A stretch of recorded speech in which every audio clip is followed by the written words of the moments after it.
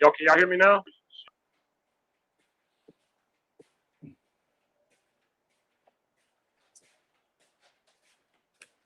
Yo, yo.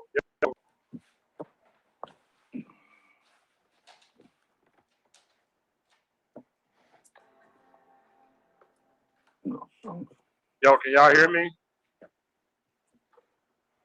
I can't hear Savage though. There you go, Savage.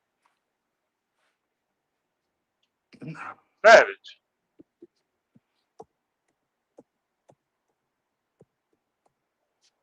Can't hear Savage. Is he on here?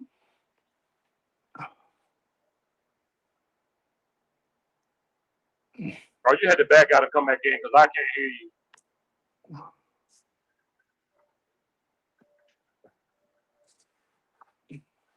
Anyways, what up, Mike? What up, Vaughn? Yo, Danny Savage, back out and come back in, bro. I can't hear you.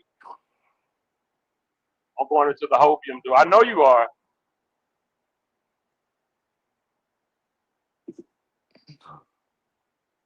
Oh, y'all can hear Savage. Damn, I can't. I'm tripping. Yo, Savage, back out and come back in, bro. I'll let you back in. I can't hear you.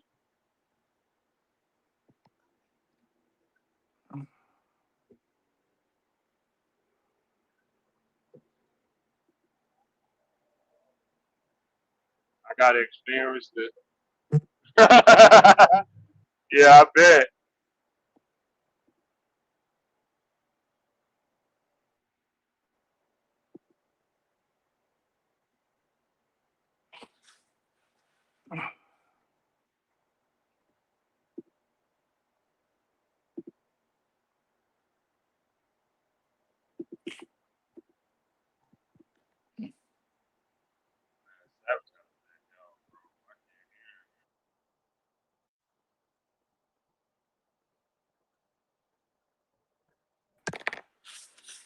Yo, Savage. Oh my Crazy. God. Tell her My echo. ears, my ears are bleeding. I can hear you now. Well, it's echoing though.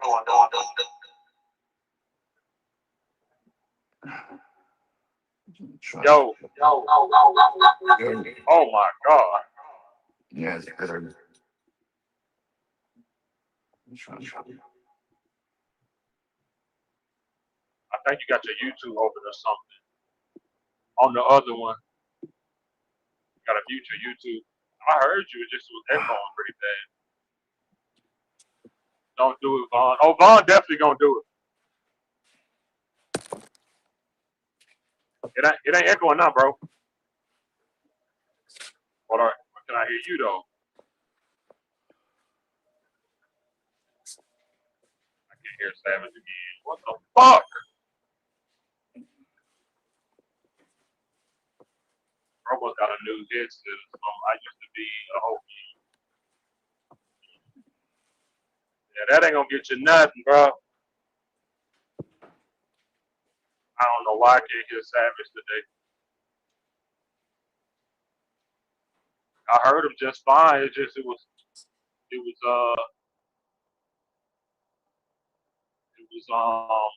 echoing bad.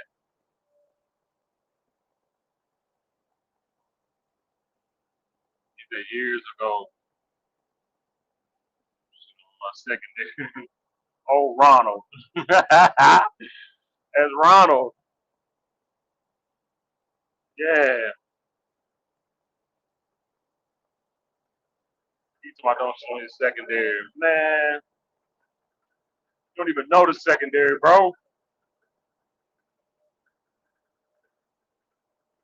Why everybody talking about they like what Richard Parker doing and what they seeing? You ain't seen shit. I'm not watching football this year. I don't blame you, man. I don't blame you.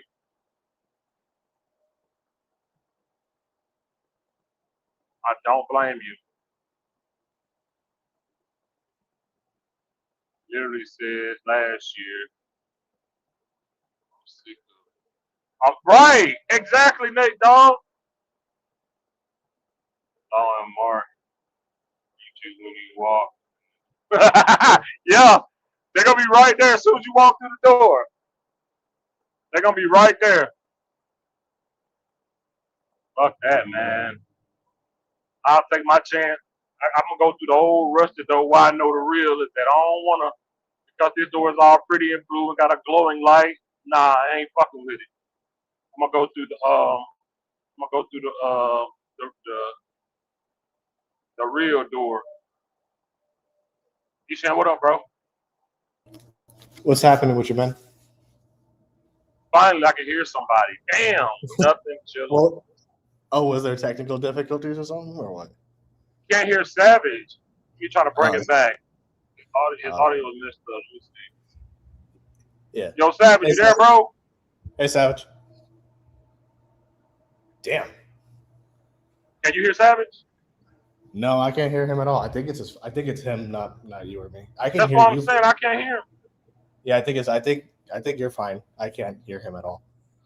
Okay. Yeah, but anyway. Fire Clarence Hill. Fuck Clarence Hill, I don't follow him at all. man. He a Jerry Gobbler, man. Oh, is he really? Jerry do no wrong in his eyes, man. So he's a fan of Jerry Jones, huh? Oh man, he did the Cowboy building. And he don't say nothing bad about them. He argue with folks online. He's a motherfucking boy. Typical I with just Cowboy watch the fans. show. I just watch the show and hear y'all. Yeah, that's cool. Just watch us. We'll be commentating this shit. Yeah.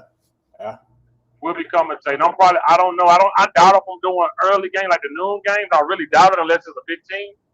But I'm gonna do the 3 o'clock games and the other 7. I'll be busy Oh, again in early. this fall. So Yeah. yeah, so That's good, I mean, brother. I'll be traveling out of the country in September for the show I'm doing with Eva Longoria. So That's that'll good, be fun. man. Yeah, I'm prepping and we're shooting next March. So it'll be fun. I'll Okay. be going to Italy. Hell Yeah, man. So I'm probably gonna miss half the games this year, and I won't give two fucks. yeah. Right. Right. It is what it is. Yeah. Are you gonna go Yeah, it live is what it is, this man. year? Come again? Are you gonna go live during the games this year like last year, or are you just gonna like just take it easy? Or what? Not all of them. Not all of them. Yeah, it ain't I worth won't it, be. man. To get your blood pressure up. Nah, I won't be.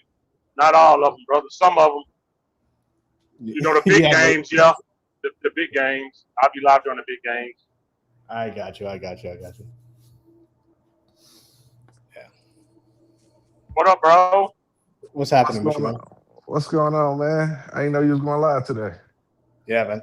Me either, man. I just, just over the weekend, bro, just, a lot of the same shit. I don't know, like, did certain Cowboy fan get mailed in the mail, like a pill that they had to take that got them crazy? We just didn't get that pill or something? Like, what the fuck is wrong? It's one of those big ass ones you got to shove up their ass, bro. Uh-huh. Like, what the fuck is wrong? And they just, Hopium I up don't the know, ass. man. Hopium up the ass, man. But this is the thing, though, man. You can literally go back. All these YouTubers, if you go back and you go and look at their videos from a year ago, tell me what's different. Yeah, no, that's the point. That's exactly the point. Every year at this They saying exact the same time, shit. They saying the same shit. Just like you can go through 80s videos for the last however many years, and if you don't put a date on it, it sounds like it's the same, it's current. It's the same shit with them. It's the same every shit. off season. Yep. That's exactly why Danny Savage, yo. Oh, what's up, Savage? What's up? Now we can hear you fine, man. There you go. There we go. Now we can hear you. Yeah, I signed off and I came back on. Okay. But yeah, man, that's exactly Go why. ahead, Austin. What you were saying? Nah, I was done. I was just saying it's the same shit that even when you go back and play 80s videos, it sounds like he's yelling about the current team, even though it's fucking 20 years ago. Yep. Remember the Seahawks thing? He said He's the OG. He's the OG and corner in that door. They definitely in that door. OG is always in that OG and corner definitely at their door. First in line. OG's arguments. Dude, this shit don't stop. It's always the same, bro. I literally, me and Corner went blow for blow when we brought in Chris Richard. We went blow for blow when we brought in Eva. We went blow for blow. Dude, like people that was around. How we went at Richard. Oh, Richard comes from Seattle. You don't think Richard gonna have Xavier Woods? No, I don't think so. Yep. He said that he coached Xavier Woods is this type of safety. People love saying who's that type of guys, man. I'm like, man, it ain't gonna matter, bro. It's the talent. He came from same thing I told him about Eberflus coming from the coast. Yep. This is the thing, man. A lot of players get credit. How many coaches did Tom Brady make look confident? Right. Yeah, right. It's about talent, man. And we don't have talent. No, we don't. Yeah, I mean, listen, man, it just is what it is. But that's the thing. That's why I was saying on the last show, man, a lot of these content creators, man, just don't even frankly, don't get mad or don't listen to them, man, because you can rewind it last year, the year before that, the year before that. This time, next year, it'll be the same thing again. That they'll say the same thing again next year, regardless of how the season goes. So just take it with a grain of salt. But I heard Shoddy has some new secret plays. Oh yeah. Well, what is it this time? It end around the other direction? The fucking triple Indy.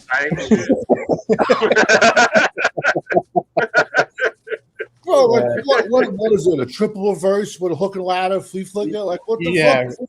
Yeah, exactly right. Exactly. What's all this new plays, new secret plays? Get the fuck out. Dude's not a good coach. That man was doing an end around with his number one wide receiver. Yep. After he got injured too on the play. I mean, how bad of a coach? It is what it is with him. It's the same shit we bitched at Mike McCarthy about, the dumbass end around Kellen Moore. It's the same shit. All these coaches are doing the same shit. Yep. You ever seen Hey, Michael what's that wide receiver name with Cincinnati? Jamar? Jackson Smith and Jigba?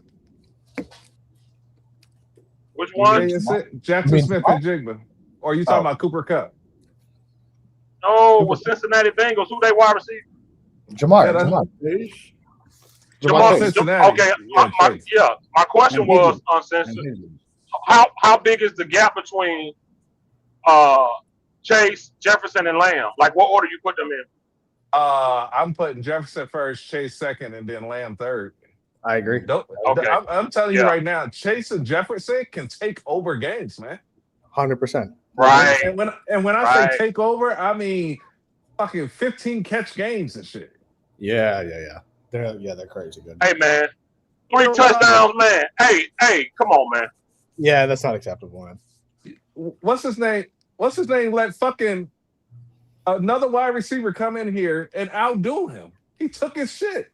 He got 3 touchdowns. He took his shit. Yep. Yeah.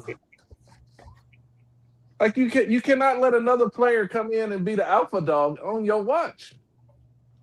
Yep. That's what I mean when I say there's no leaders on this team. You draft a dude 23rd or whatever, and he say, I'm okay playing in the shadows. Yeah. Like, you supposed to be coming in looking to be a leader. I'm gonna show you why I was worthy of a first round pick. Right. That's the mindset I'm gonna have. Yeah. What did he say last year? Malachi Lawrence said he was okay playing from the shadows. Really? He's kicking a fucking ass for saying that. That's the kind of players that the Cowboy guys like, though, man. That's not leadership, man. Of course not. They don't value leadership here. Let's be honest. Trayvon Diggs wasn't a leader. That's why him and Jerry was beefing. But it's okay. Not. It's all good. Listen, it's all good because we got a safety that can play linebacker, edge, defensive tackle, corner, nickel, guard, tackle, center, wide receiver. And no, he can't. He cannot play all those positions, man. I don't trust me. I hear you. I agree with you. You know how stalky and big you need to be a 3-4 linebacker.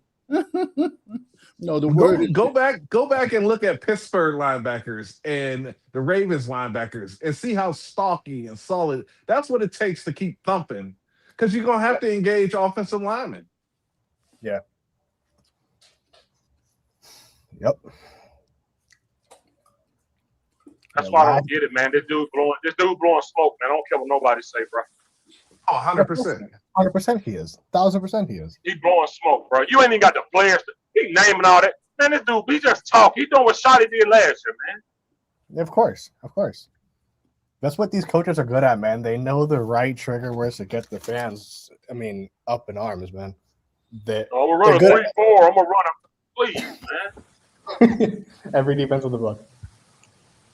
And that dude don't know what the hell he's doing, man. Just like he went from saying we're gonna run every defense in the book to Caleb Downs is gonna play every position on defense. Oh my God, it's ridiculous. They just say shit, and people got to realize when they being lied to, and when these dudes are doing fast talk on them. Mm-hmm. And OG, I hope OG come on this live. He gonna tell me stop crying yesterday on his live. Oh shit! He said that to us yesterday. What he was. Well, I went in his live chat yesterday. I think it was. Yeah. And he said he liked Christian Parker's system. I said, "What system? Yep. He don't got no system." And OG said, "Don't matter. Stop crying." And I was like, and I told him, I said, "Law Nation got you by the balls." He really does.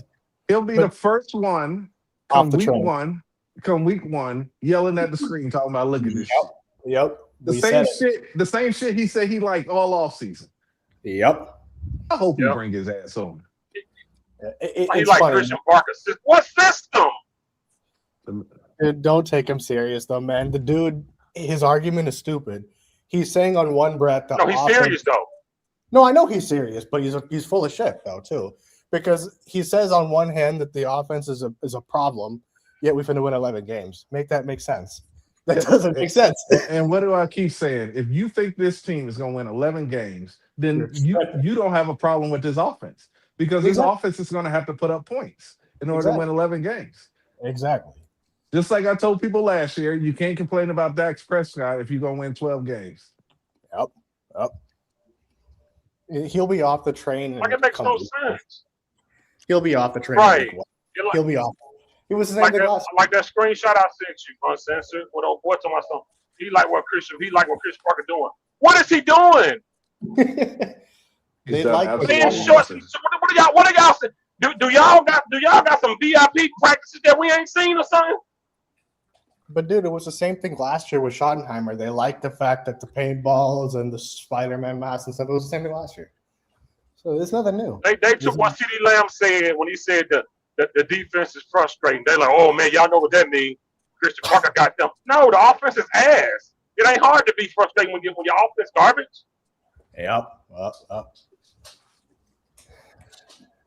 Dude, these motherfuckers is crazy.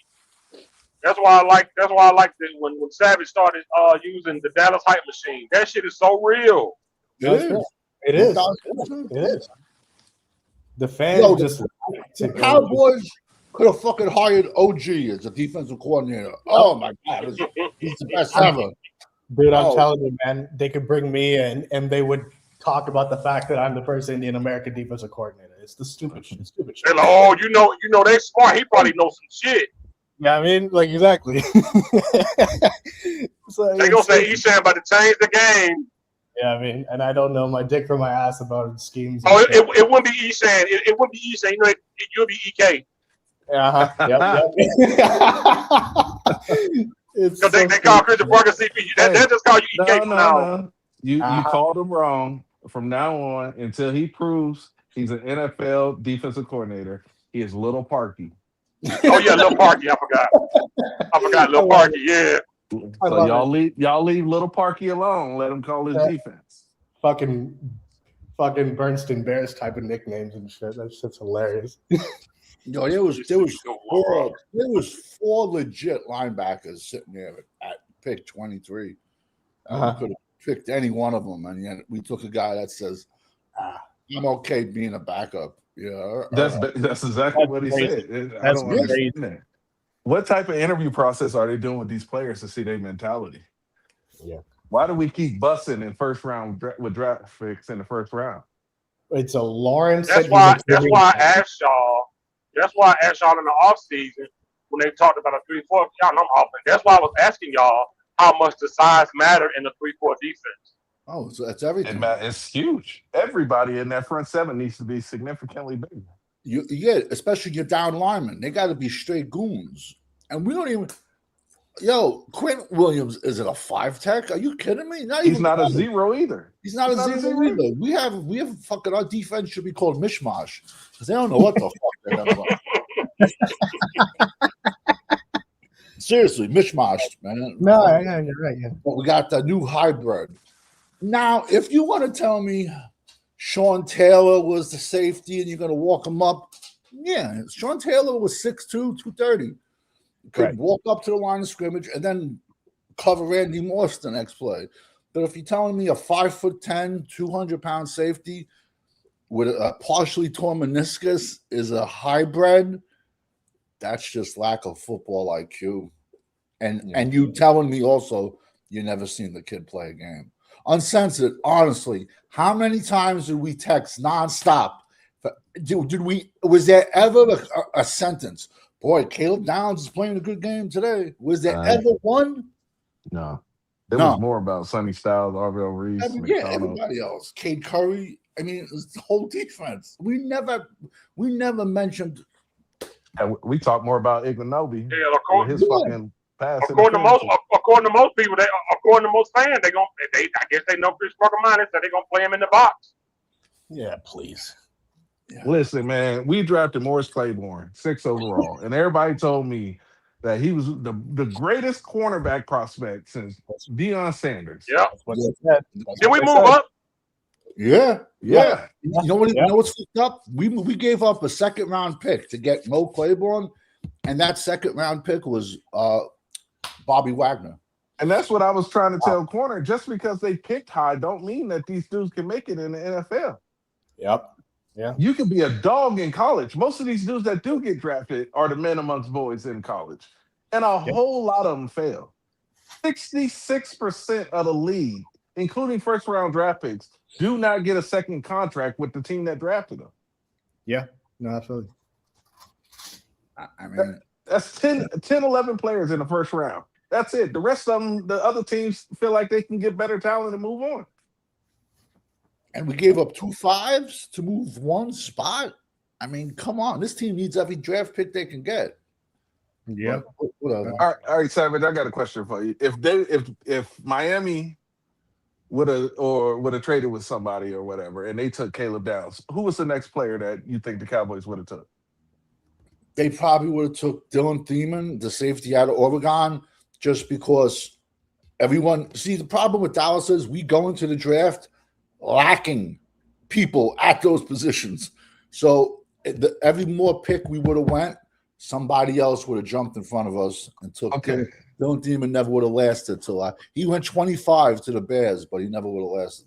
Okay, so how big of a drop off, if any, is Caleb Downs to Dylan? I think Dylan's just bigger, more athletic, speedier.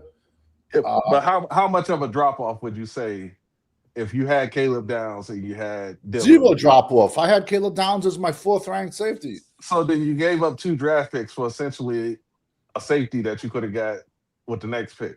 Yeah, I think I think when does it ever happen? Miami gets on the phone with us. Oh, we're getting calls, and that's the Joneses just getting nervous, and let's give away 2 5s. Yeah. Move up one spot for a nickel back. Right. Now, if I would have said that a week before the draft, I would have got fucking tarred and feathered. People have been throwing eggs at me, tomatoes. If I would have said, "Oh, we're going to draft a nickelback," Yeah. we're going to give up 2 picks to get it. I don't understand drafting players and then immediately move. You don't draft a guy 10th overall and play fucking musical chairs with him. They're doing the same thing with the kid, the left tackle from Penn State. They're moving him to right tackle to compete with fucking Terrence Steele. I guess he's probably out the door. But it's like they have to prove that they're smarter than everybody else in the room or something. That's it, man. They try and act all smart and shit. It's a problem. That's how you make dumb decisions when you think you're when you think you're hot shit. That's exactly what happens. There's a sense of arrogance that comes with these fucking people.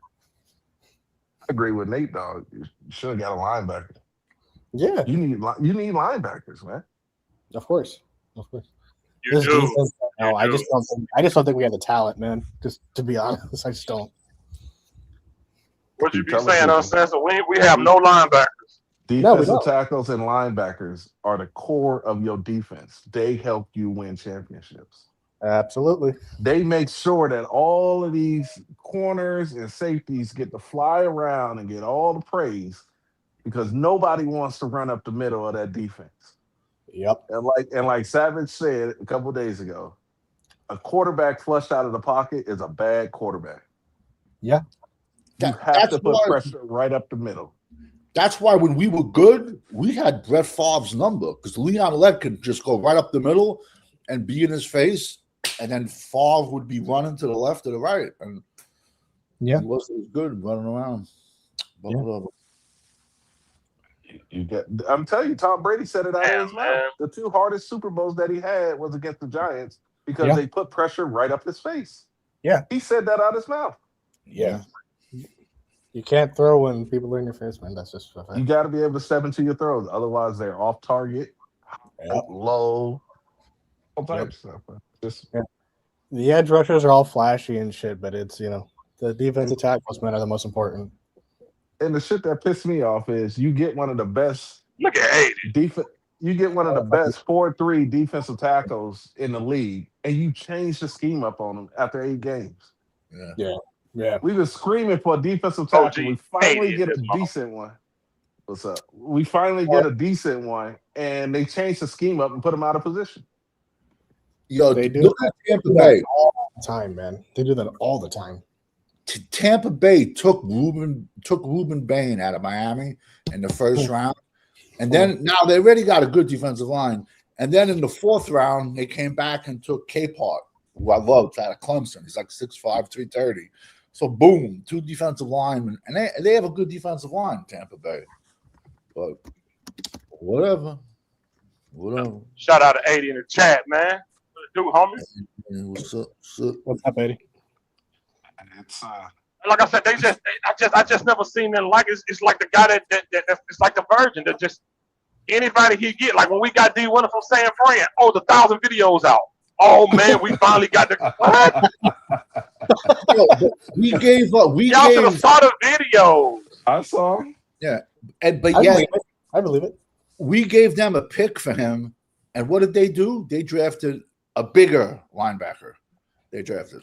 Wow, finesse, man. That's why I couldn't believe it.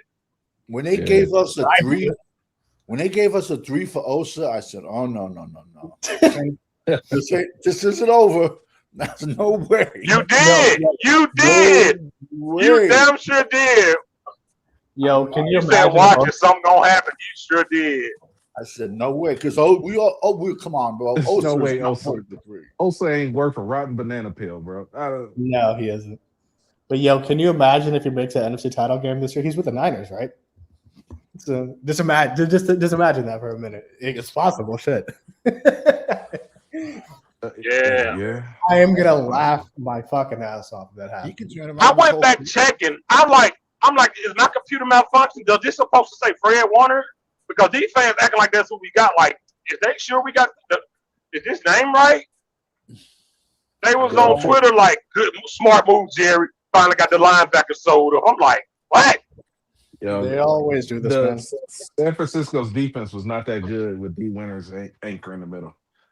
It was not that good.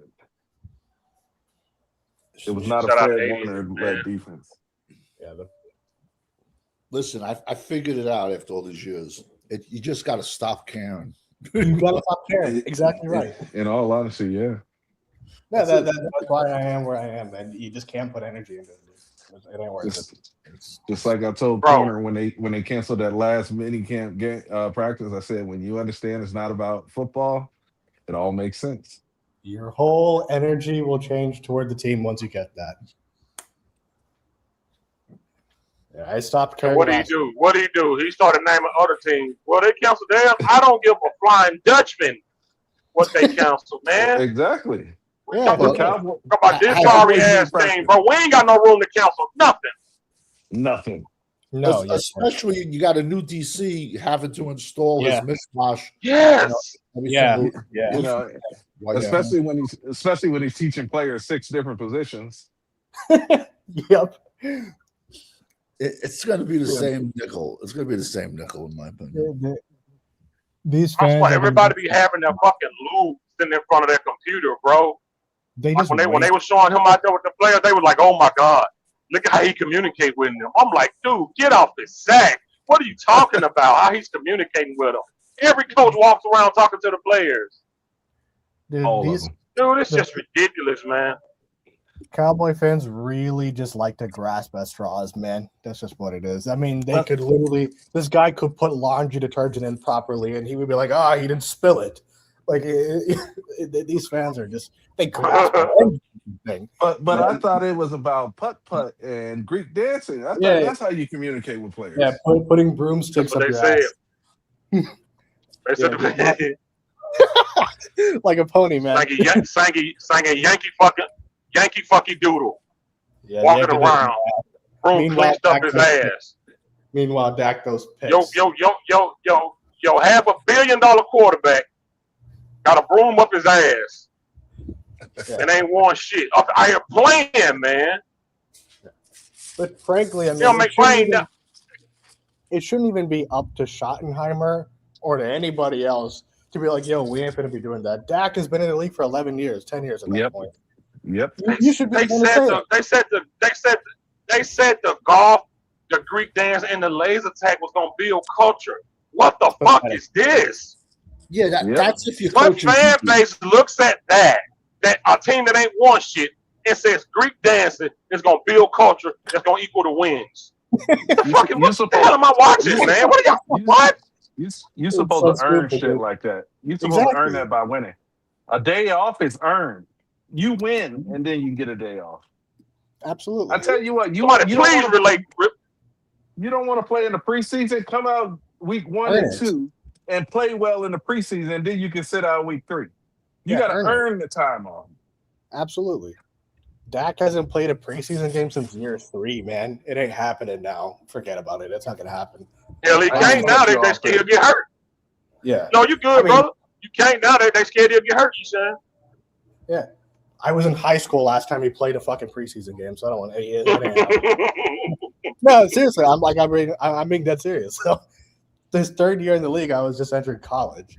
So, and now this guy, that's the last time he played a preseason game. you got Patrick Mahomes. Patrick Mahomes still do it. Yo, Yeah. Troy Aikman. I mean, all those guys. That's the way I would get around, like how the practices got to be like so light. I'd be like, all right, no problem. I'd make everybody play a quarter of each game. That's it. Them motherfuckers need the whole game. Yeah, you're right. Well, I mean, you have to get guys who's getting fit, and with quarterbacks, it's about rhythm. That's ultimately what it is, right? So, He can't play a whole game here because he getting fluid build up on his goddamn knee, just sitting at the house looking at pancakes online. He getting fluid build up just sitting at the house online looking at fucking pancakes. I kind of laughed though that he hasn't played a preseason game since his third year because his first, I don't know if you guys remember this, but his first 4 seasons, all of these content creators made it a big deal that he didn't throw a pick in the preseason. I don't know if you remember this, but his first 4 when he used to play in the preseason, he never threw a pick, and people would make it a big deal that he didn't throw picks. And so it's the same argument as the sun was in his eyes. He didn't pray that morning, therefore he threw a pick. You know what I mean? It's the same kind of shit. So I kind of he didn't throw a pick in preseason. It's because the defenses run a vanilla scheme. Yeah, I'm just making the point. It is the most basic defenses you're going to go up against because they're just trying to get the defensive players to read and react and play fast. That's it. They're not scheming for your players. They're not studying film on your players. I hear. I know that. It just was funny. I mean, they made it a big deal that even last year they made it a big deal that all of a sudden he removed his right arm sleeve or something, and they made it a huge deal about it. I was like, that's typical for his fans. Yeah, it's so easy to appease Cowboy fans. It really is. It really is. And then it'll be week 4, week 5. Everybody will start bitching about it. They'll bitch for an entire year, and then 2 weeks after the season ends, Jerry will do some stupid shit. Yep. And they'll be right on the train for the next 5 months during the offseason again. Yeah, exactly right. Yeah, that's why I said last time, man. They go through cycles. That's Cowboy fans. They just go through phases of being hyped and disappointed, and it's the same shit. You can lay out a script, and you know how a Cowboy fan will react at what time. The same way you can lay out a script and know what Dak will say at what time. It's the same song and dance with these fucking people. Shit bad. This shit bad. You know it's bad when people dude just said in the chat about 20, 30 minutes ago, I ain't even watching football this season. I'm just gonna watch y'all show. Like that's terrible. Well, yeah, I mean, what's the point? He just said in the chat, he said he ain't even watch football this. He said gonna watch the show. What's the point? For what? What are you gonna watch? You gonna watch them lose? I mean, come on, give me a break. That shit terrible, man. I don't get it, bro. Like I don't understand how everybody. And that's why I love when people say, "I'm glad I found this channel." The other channel had me fooled for so long. I'm glad when people finally get fed. I'm like, man, y'all been talking this shit, man. We still ain't won shit. Yeah, finally, man. It's about viewership, dog. It ain't about them telling y'all what's real. They don't give a fuck about what's real. They don't. No, they don't. Hell no. They don't give a fuck about that. The irony is I'm much happier when I don't watch the Cowboys. That's the ironic thing. These dudes are chasing access, exposure, and Cowboy bucks. That's what they want. And you and I both know this, man. That ain't the way to get access with these people. Yeah, y'all That saw when motherfucker. West Coast came on here. What did he say, man? I started this channel, man, so I can get tickets to the game. Tickets to the games. Yeah, exactly. Yep, He's he sure fucking did. So what was he doing his side hustle for? What the fuck was so how you supposed to shit on the Cowboys and be honest when you want favors from them? Yep. But I can assure you, man, and you know this, that's not the way to get access with people of this caliber. It doesn't work that way. You don't just get in rooms with people like that just by kissing their ass on YouTube. That doesn't work. Fucking break the law. Break the law. Posted a video of him and Dak, and people congratulate him like he just had a fucking baby. Mm-hmm. Remember what was They his were face? like, congratulations, you worked so hard. I'm like, are y'all like what? Yeah, he sat next to him in a fucking banquet dinner. I'm like, what do you want? I mean, so fucking what? Yeah, and he jerked them off under the table at the same time. Yep. Listen, man, to get to important people, And it's like, he did the double hand twist move too.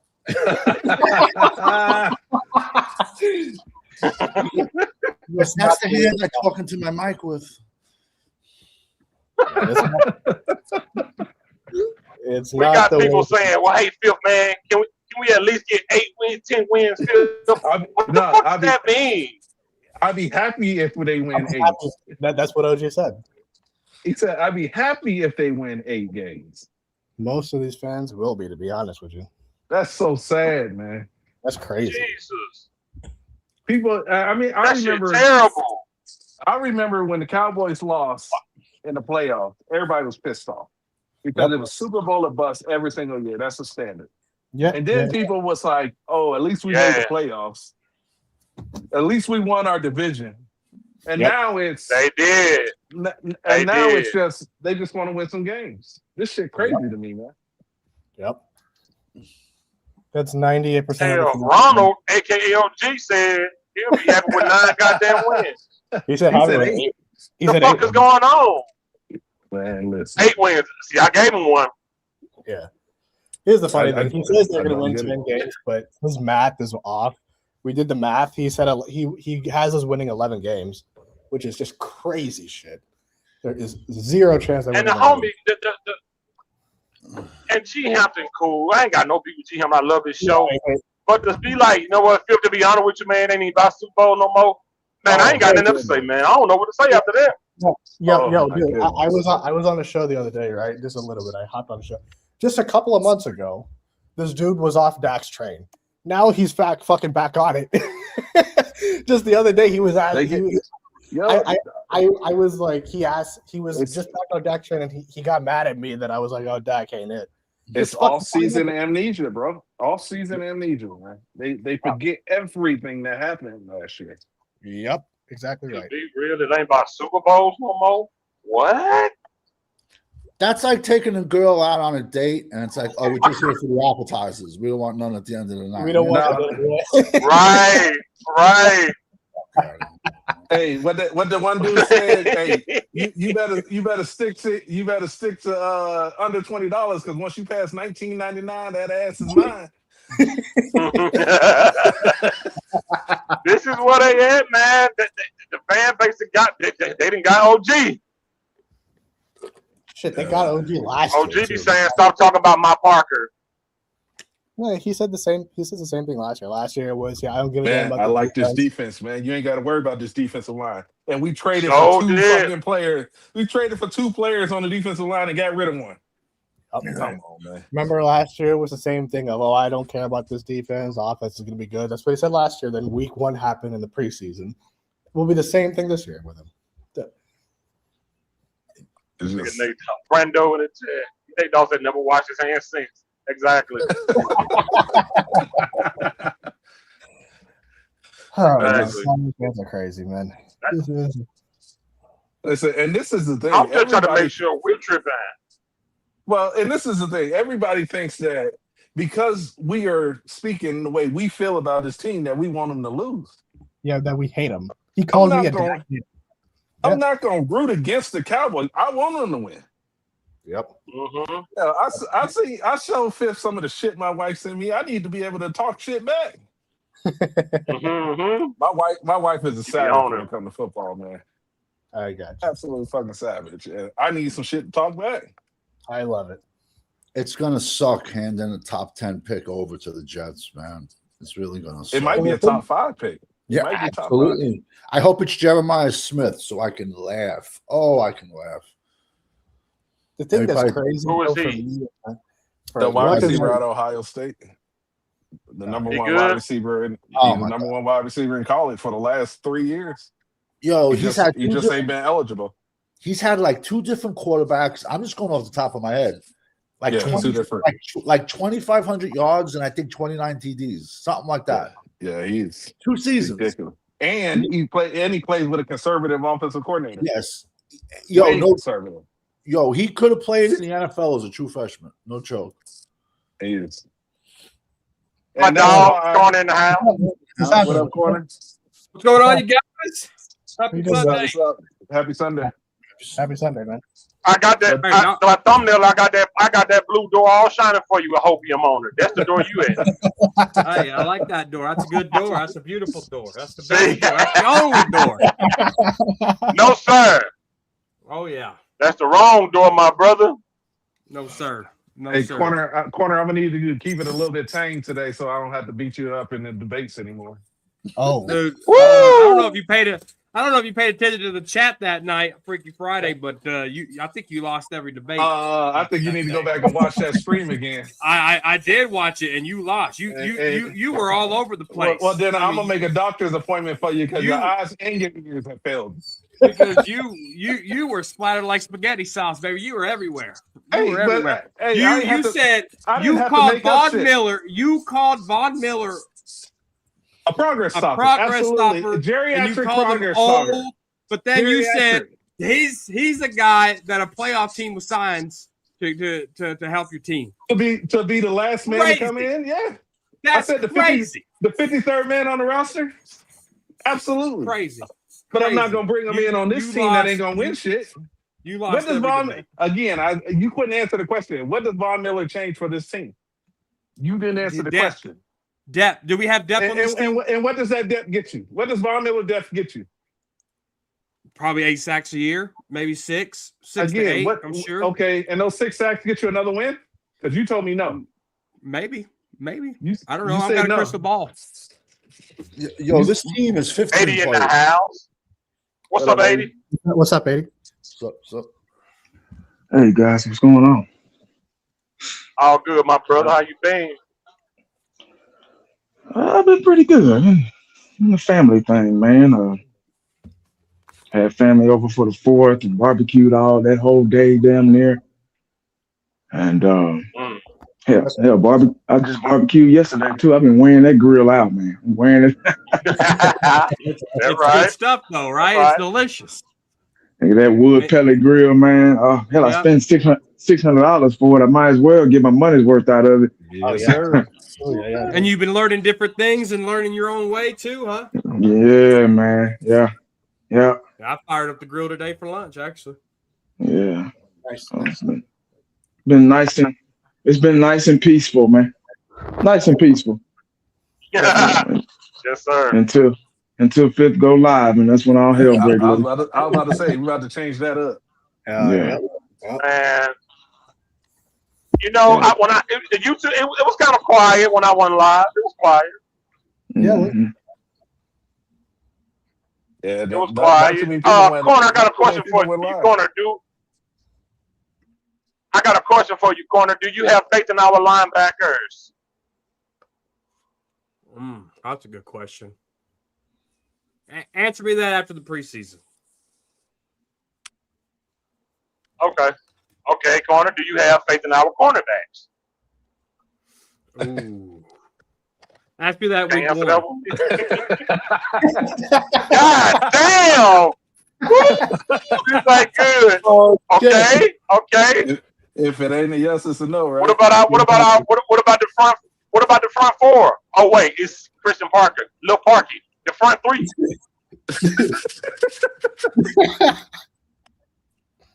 Well, let's see. Let's break it down. Ask you that other week 9. You got Kenny Clark, Quentin Williams. Okay. Who'd be the other guy? Obanya? Uh-oh. Who would be the other guy? We got to ask that question. Yeah, exactly. We got to ask. That's a problem.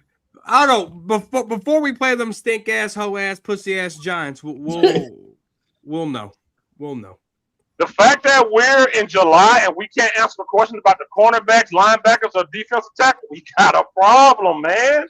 And you already know who's the projected starter. I doubt it's going to change significantly. We know who the starters are going to be on this team. How they use them is the catch-22. No, but you're not going to see that in preseason. You're not going to see that in preseason. No, and it could go. It could hurt. It could help you having that, or it could really hurt you having that. It can go either or. I think when you're changing the defense over, you need these boys out here in live action, hit drills, learning, communicating. Otherwise, you're going to sacrifice your first couple of weeks trying to get on-field communication and shit going. You can't simulate it all in practice. Well, you have to do it against those joint practices. The joint practices is going to tell a lot. And no, it's not. That's bullshit. No, it's not. And organized. No. They did some bullshit last year with the Rams. They manipulated the hell out of that film. Oh, no. Well, you had them, bro. But we're talking about where people are playing. That's what I'm talking about. Yeah, but you got to get out there. You got to communicate. You got to see different looks. Those are going to be the live reps because we're not going to see it in preseason. Those are going to be the live reps. That's going to be the communication piece. That's going to be who's lining up where. That's going to be who's dropping back at safety. And because it's all disguises, right? So, like, I wish one of us was going. I know G. Hampton's going to training camp, but he's going before they put on full pads. And that's when I went, and they don't really show you that much. So we need someone that's in our circle that's going to training camp during full pads because you're going to be able to see a lot more, who's starting. Because Caleb Downs to start at nickel in the disguise and shoot all the way back to safety, and Jalen Thompson. There are so many things they can do because that's what this is, right? Vance Joseph is disguises. Vic Fangio is all disguising. Christian Parker's going to have some disguising. And we don't know anything about where people are going to line up. And they could line up one place and then be in a whole different position as when the ball snapped. So it's going to be interesting to see how they play that. I got a question. Why do people connect coaches to what they did under their previous coach? Because people try to do that Belichick and never work. And I see you do that a lot with Christian Parker and who he was up under. That doesn't. I don't think that knowledge translates. You ever heard that saying? You are your father's son. Sometimes that's bullshit. Well, no, it's not. Because sometimes you adapt to what you know, and you do what you know. And Christian Parker has been around these guys, so I'm sure he's going to do something very familiar with these guys. 100%. We've had this conversation. We've had this conversation 10 years. And you said about them, everybody we brought in here, and they none of it translated with none of them. Chris Richard was a lot like Dan Quinn. Oh, bullshit! Don't give me on this Sunday. Don't do this to me. It's Sunday. In the way he liked his players, absolutely. He liked tall corners. That was a. Okay. So he translated because of that size. Don't talk about. Come on, man. There's some things, and I'm sure there was other things that translated too. 100%. You can't be naive enough to think that's not the way it works. It don't work. It hasn't worked like that for us. You can't be that naive to think that that's not the way it works. That's why this is called corner. It ain't worked like that with us. You ever heard of a coaching tree? Have you ever? I heard of the Dallas Cowboys. Who have we hired that's been like? Here we go. Bill Parcells. He was his own tree. Sean Payton was our offensive coordinator from the Bill Parcells tree. We haven't hired anybody from a tree. We just haven't. Like if you look at the Kyle Shanahan trees, now the Sean McVay trees that's all connected. And you see how a lot of them are very similar.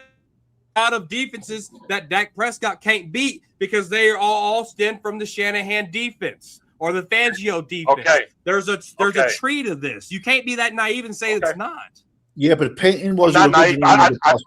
I just go off history. And let's say that is true. That's Jerry's fault because he didn't hire anybody from those streets for a head coaching spot. Okay. So that's why it hasn't worked out for us. Let's say that's true. Let's say we finally got it. Now tell me how their talent that they had under those trees translate to our talent. Show me the comparison that those coaches you have had to bring in your own on that talent, team. and that's what Christian Parker has done so far. And we don't. Have you not been paying attention? Brother, I just asked you about different sections on the defense. You said wait, and wait. I just asked you. If we brought in that much good talent, you could give me a solid answer. You said wait. Why do I need to wait? So, because he's a first-year defensive coordinator, dude. No. I said the talent. I said the talent. No, it's not. Right. I said the talent. And what did I just say? He has to put them in the right position to play, and that's what I just said. So yes, that includes the talent, dog. What are you talking about? You're trying to make this smoke in the fire, and it's not that, dog. It's simple. It's easy. I don't know why you're making it difficult. Now, mind y'all, he has the same passion every year and be wrong. So this is what I'm saying. He has the same passion every year. When I look at talent, if I can name it, do Myles Garrett got to be coached up? You gotta say that's legit. Do you have to say it's about how they play him? 100%. No, you think Myles Garrett can? You think Myles Garrett can just be a Mike linebacker? Man, stop playing, man. You know what I mean. That history. You know what I mean. How stop he plays playing, them, man. right? He just can't play anywhere on the defense and be good. He's obviously good as a edge rusher. You mean to tell me? Nah. This is your flight attendant. So you mean to tell me? Plane point. Nah, bro. It is. You just will never admit you wrong till the next day. What am I wrong about? Corner. Oh, go ahead, You tried to relate him coaching. You tried to relate him coaching. You tried to relate him coaching under a good coach and say it's gonna translate down to him. I said, okay, let's say that's true. Let's say he has the knowledge and it translates down to him. Do he have the talent that he had over there under that good coach? Because talent is a bigger part of anything. Do we not sit here and say coaching matters all the time? Oh my God, man. So go ahead and move that goalpost too. Go ahead and move that goalpost too. Now all of a sudden coaching don't matter. Now it's all talent now. Oh shit. Hey, now listen, look how coaching don't matter now. Nobody said that. You just literally just said that you have the talent. Funny. Now it's the coaching. Mind y'all, last year, when he went on this same passionate run about Eberflus, I told him it was the talent. Did he not admit 2 days ago that he was wrong about it not being? See, man, I can't do this. It's Sunday. But what have I said? I said we're going to wait and see. I haven't made any major prediction. It's players and talent, just like when Jimmy left here and went to Miami, he didn't have the same level of talent. Jimmy didn't become a worse coach. You need better talent. And I just asked this man about talent. He said, I can't answer. I got to wait. You got to. If you got a dog, you got a dog. You asked me you got a dog, you got a dog, man. You asked me about the confidence in the group. You didn't ask me about individual stuff. You asked me about the confidence of a group. What? If I ask you about the linebacker core, you should say. If I ask you about the linebacker core, you should say, "Oh yeah, man, we got so and so." If you got dogs, you gonna mention the dogs. What do you mean? Well, there's a lot of question marks here. Man, ain't no. There is. Christian Parker has to put it together. You think this is easy? As an amateur content creator, all of us are really that we can just figure it out. And it's July. We haven't seen shit. Have you seen anything? Have you seen anything? Have you seen anything? Have you seen anything? Yes or no? Have you seen anything where you know where Dean Winters is going to play at?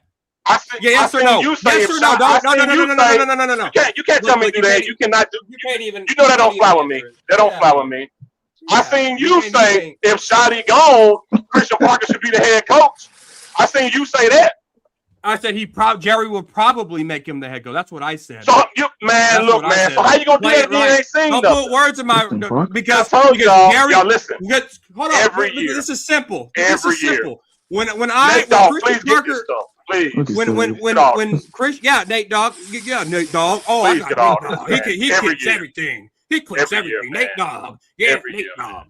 When Christian Parker got hired, I said This guy with Jerry Jones is like the Kellen Moore. He's the next guru to Jerry Jones. I said that.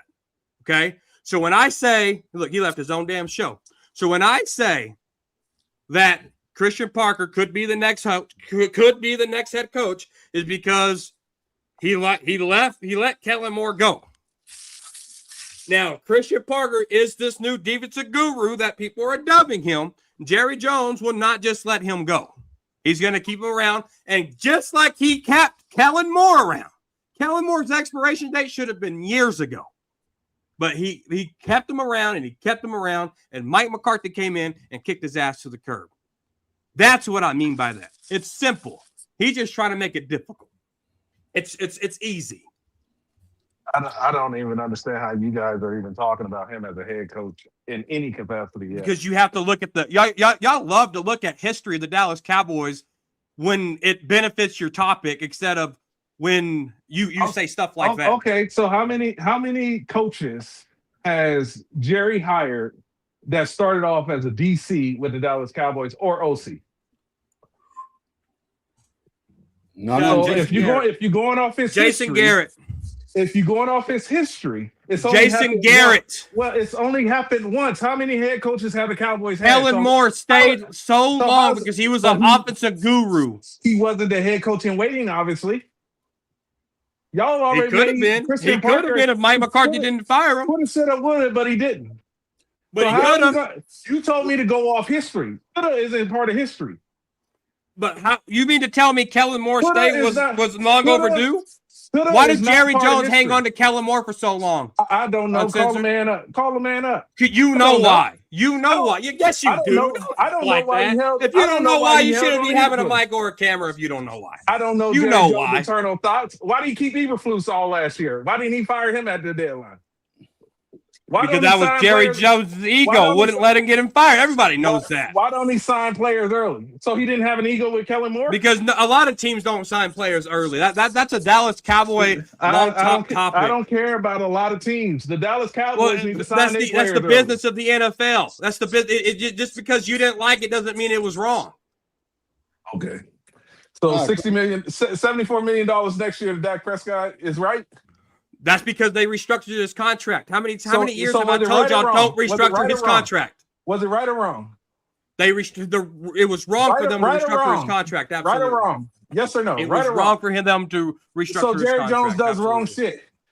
So every team does. Only one team wins a Super Bowl in Central. But I only care about one. Right. I want my team to do it the right way. I don't care if the everything's not going to be perfect.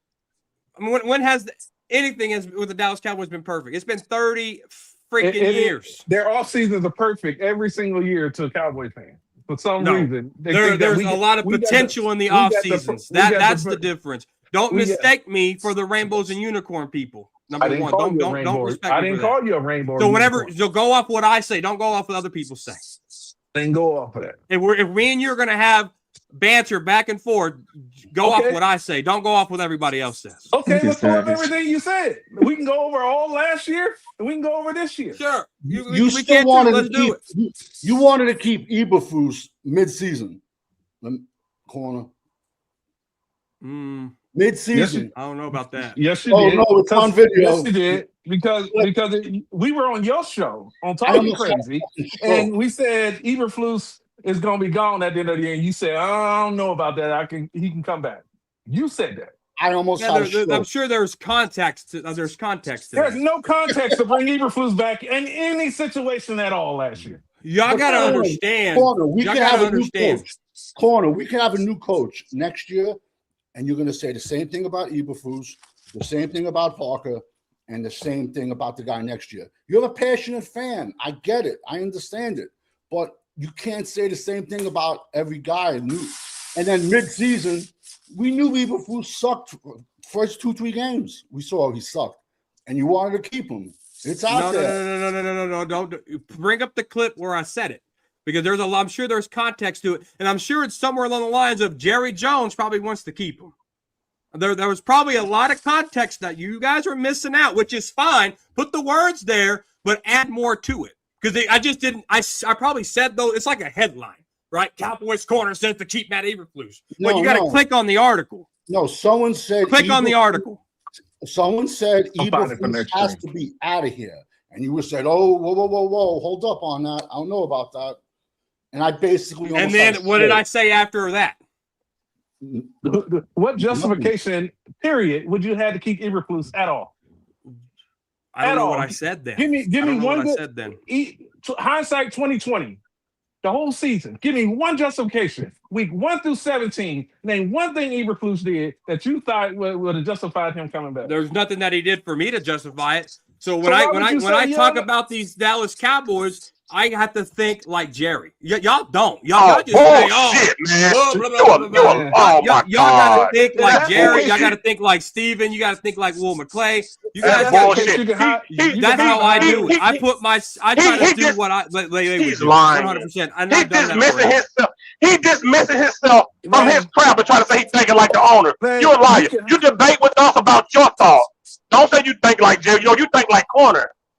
Yo, you can Sometimes. hide No, you it's can hide about every decision 50-50. behind Jerry if that's the case. Man, 50-50. It's not 50-50. man, let me y'all bring funny 80 in. though. Y'all so damn funny though. Y'all hilarious. Yeah, that's cool. So You guys ride this negative train so long. That's Oh, no. he said Oh that my last year. And then when God. something- Oh my and then when God. something- and then when something goes right, well, they proved me wrong. That's y'all's scapegoat.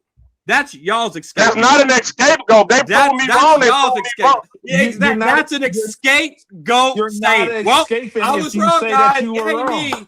I was wrong. Come on, If you guys. say you were wrong, Come that's on, not guys. escaping. That's taking Yes, ownership. that is. That's saying they proved me wrong. Everything's cool now. Come on. That's No, not taking nobody- ownership. That's what y'all not run me. Now, about. mind That's you, not blaming That's Jerry what y'all Jones. run about. You blaming Jerry And Jones. y'all are right until you're Instead of saying ain't. you were wrong. Y'all are wrong until y'all are right until you ain't. That's how y'all do We it. everybody been wrong because we ain't won shit. Everybody wrong. What are you talking about? Then why are we Everybody's going wrong. 20 minutes about what corner's been right and wrong about? Everybody's wrong. So what are you Then why are we saying? going 20 minutes about what corner's been right and wrong about? We ain't been going 20 minutes about what coming right or wrong. Me and you was just debating back and forth about the talent versus coaches. What are you talking about? So one of us is right and one of us is wrong. Anyways. So what does it matter? No, man, we ain't won shit. We all wrong. 19, hey, let me ask you a question if you don't mind, sir. What's going on? I'm good. What's Do up? you see any talent on this? Do you see any talent on this team right now? Like good talent? I can't even name everybody on this team. I can't. I don't really know a lot of players. Okay, how on about this? team. Linebacker core. You know any of those guys besides Overshawn? No, I don't. And that's probably on purpose. It's probably on purpose because of performance. I can name you everybody on 92, 93, 94, 95 Dallas Cowboy team. I can name every player in every position because everybody showed up. But I can't honestly, and I don't give a damn what people think. I can honestly say I do not know a lot of players on this team, especially on the defensive side of the ball. You have to earn that. You have to prove to me that you're noticeable. I shouldn't have to dig and go look at film and go watch this, go watch that to learn who you are and how you play. That should come to the table automatically if you a dog. It's not up. That's where we, once again, they got to prove to us. Once again, we're getting it twisted. The fan base is giving these players praise and all these things, and they haven't proven anything. So I can honestly, respectably say, in a good way, that there's players on this team on the defensive side of the ball I don't know because they haven't proven anything to me yet, and it's going to take a while for them to do that. And Christian Parker is not going to work a miracle. He's not going to depart the Red Sea with this team.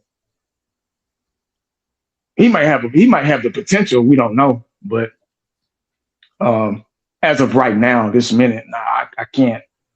He's got a lot of work to do because we lack the talent. We don't have talent on this team. It takes talent to win Super Bowls. And coaching is in there too. I'm not saying coaching doesn't matter at all, But I say 20% coaching, 80% talent. And we just, for years, we just been like, we've been making bad decisions with contracts and, and et cetera. So we've lacked bringing in, we've had a hard time bringing in talent to this just because of bad decisions and bad choices. The direction the Cowboys went in with money and the financial part of it, the business side of it.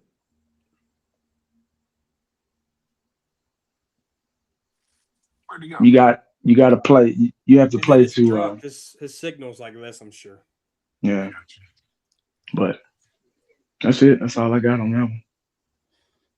Yeah, I think even if Christian Parker turns out to be the decent, or even a great, I don't think you got the talent on defense this year. I was just going to say that. I was going to say, how long was he the defensive backs coach in Philly? 2 years? 2 years. 2 years. Okay. Do we think Philly has a better front seven, or does the Dallas Cowboys have a better front seven? Philly's front seven is better. I think Philly's front. They obviously is hands down. Yeah. So I've said a million times, a great pass rush can make the most average corner look great. Dion and Charles Woodson could be back there. They can't cover someone for 45 seconds. So now he's coming over here, and I would also say Philadelphia has a better secondary than we do. So now he might put all the guys in the right place, but then the front seven can't get to the quarterback. What good is it? The whole defense needs to be re-overhauled, and I'm not putting all the blame on him, because this is like our sixth defensive coordinator since 2019, or the fifth. But that's why it's comical. How do you build a team when every year you're going into the draft with a different defensive coordinator? It's a joke. It's a fucking joke. Excuse my language. It's just a joke. And he might be great, but they're setting him up for failure. You got two corners with injuries, Mm-hmm. And I don't know, man. I'm just saying, like, and I'm not bashing the kid. I'm just saying, like, I'm calling him a kid. He's much, much younger than me. But if you can't get to the corner, if you can't get to the quarterback, I don't care who you got back there. Yeah. And I don't think it's and I heard Corner say earlier, the negative talk. I don't think it's respectively. I don't think it's negative talk. I think it's reality talk where we've been in the last 30 years, and I think a bunch of us have seen it. We've seen it firsthand. The direction this team has went in, and what they're able to do, and what they're able to not do. So I think just because we say it doesn't mean I don't want to say negative. I think it's probably what you don't want to hear at this time. And I get it. A lot of Cowboy fans are different. We're cut from the same mold, but we're different. A lot of Cowboy fans want different things now. It used to be one goal. Now it's a lot of separation and a lot of things that different Cowboy fans want. And that's the direction the fan bases went in. And I don't think I'm at the point where I could care less if I'm right or wrong about, this team, because they haven't proven anything to me to be right or wrong about. I haven't really just been motivated. I'm usually on it. This time I'm usually on it.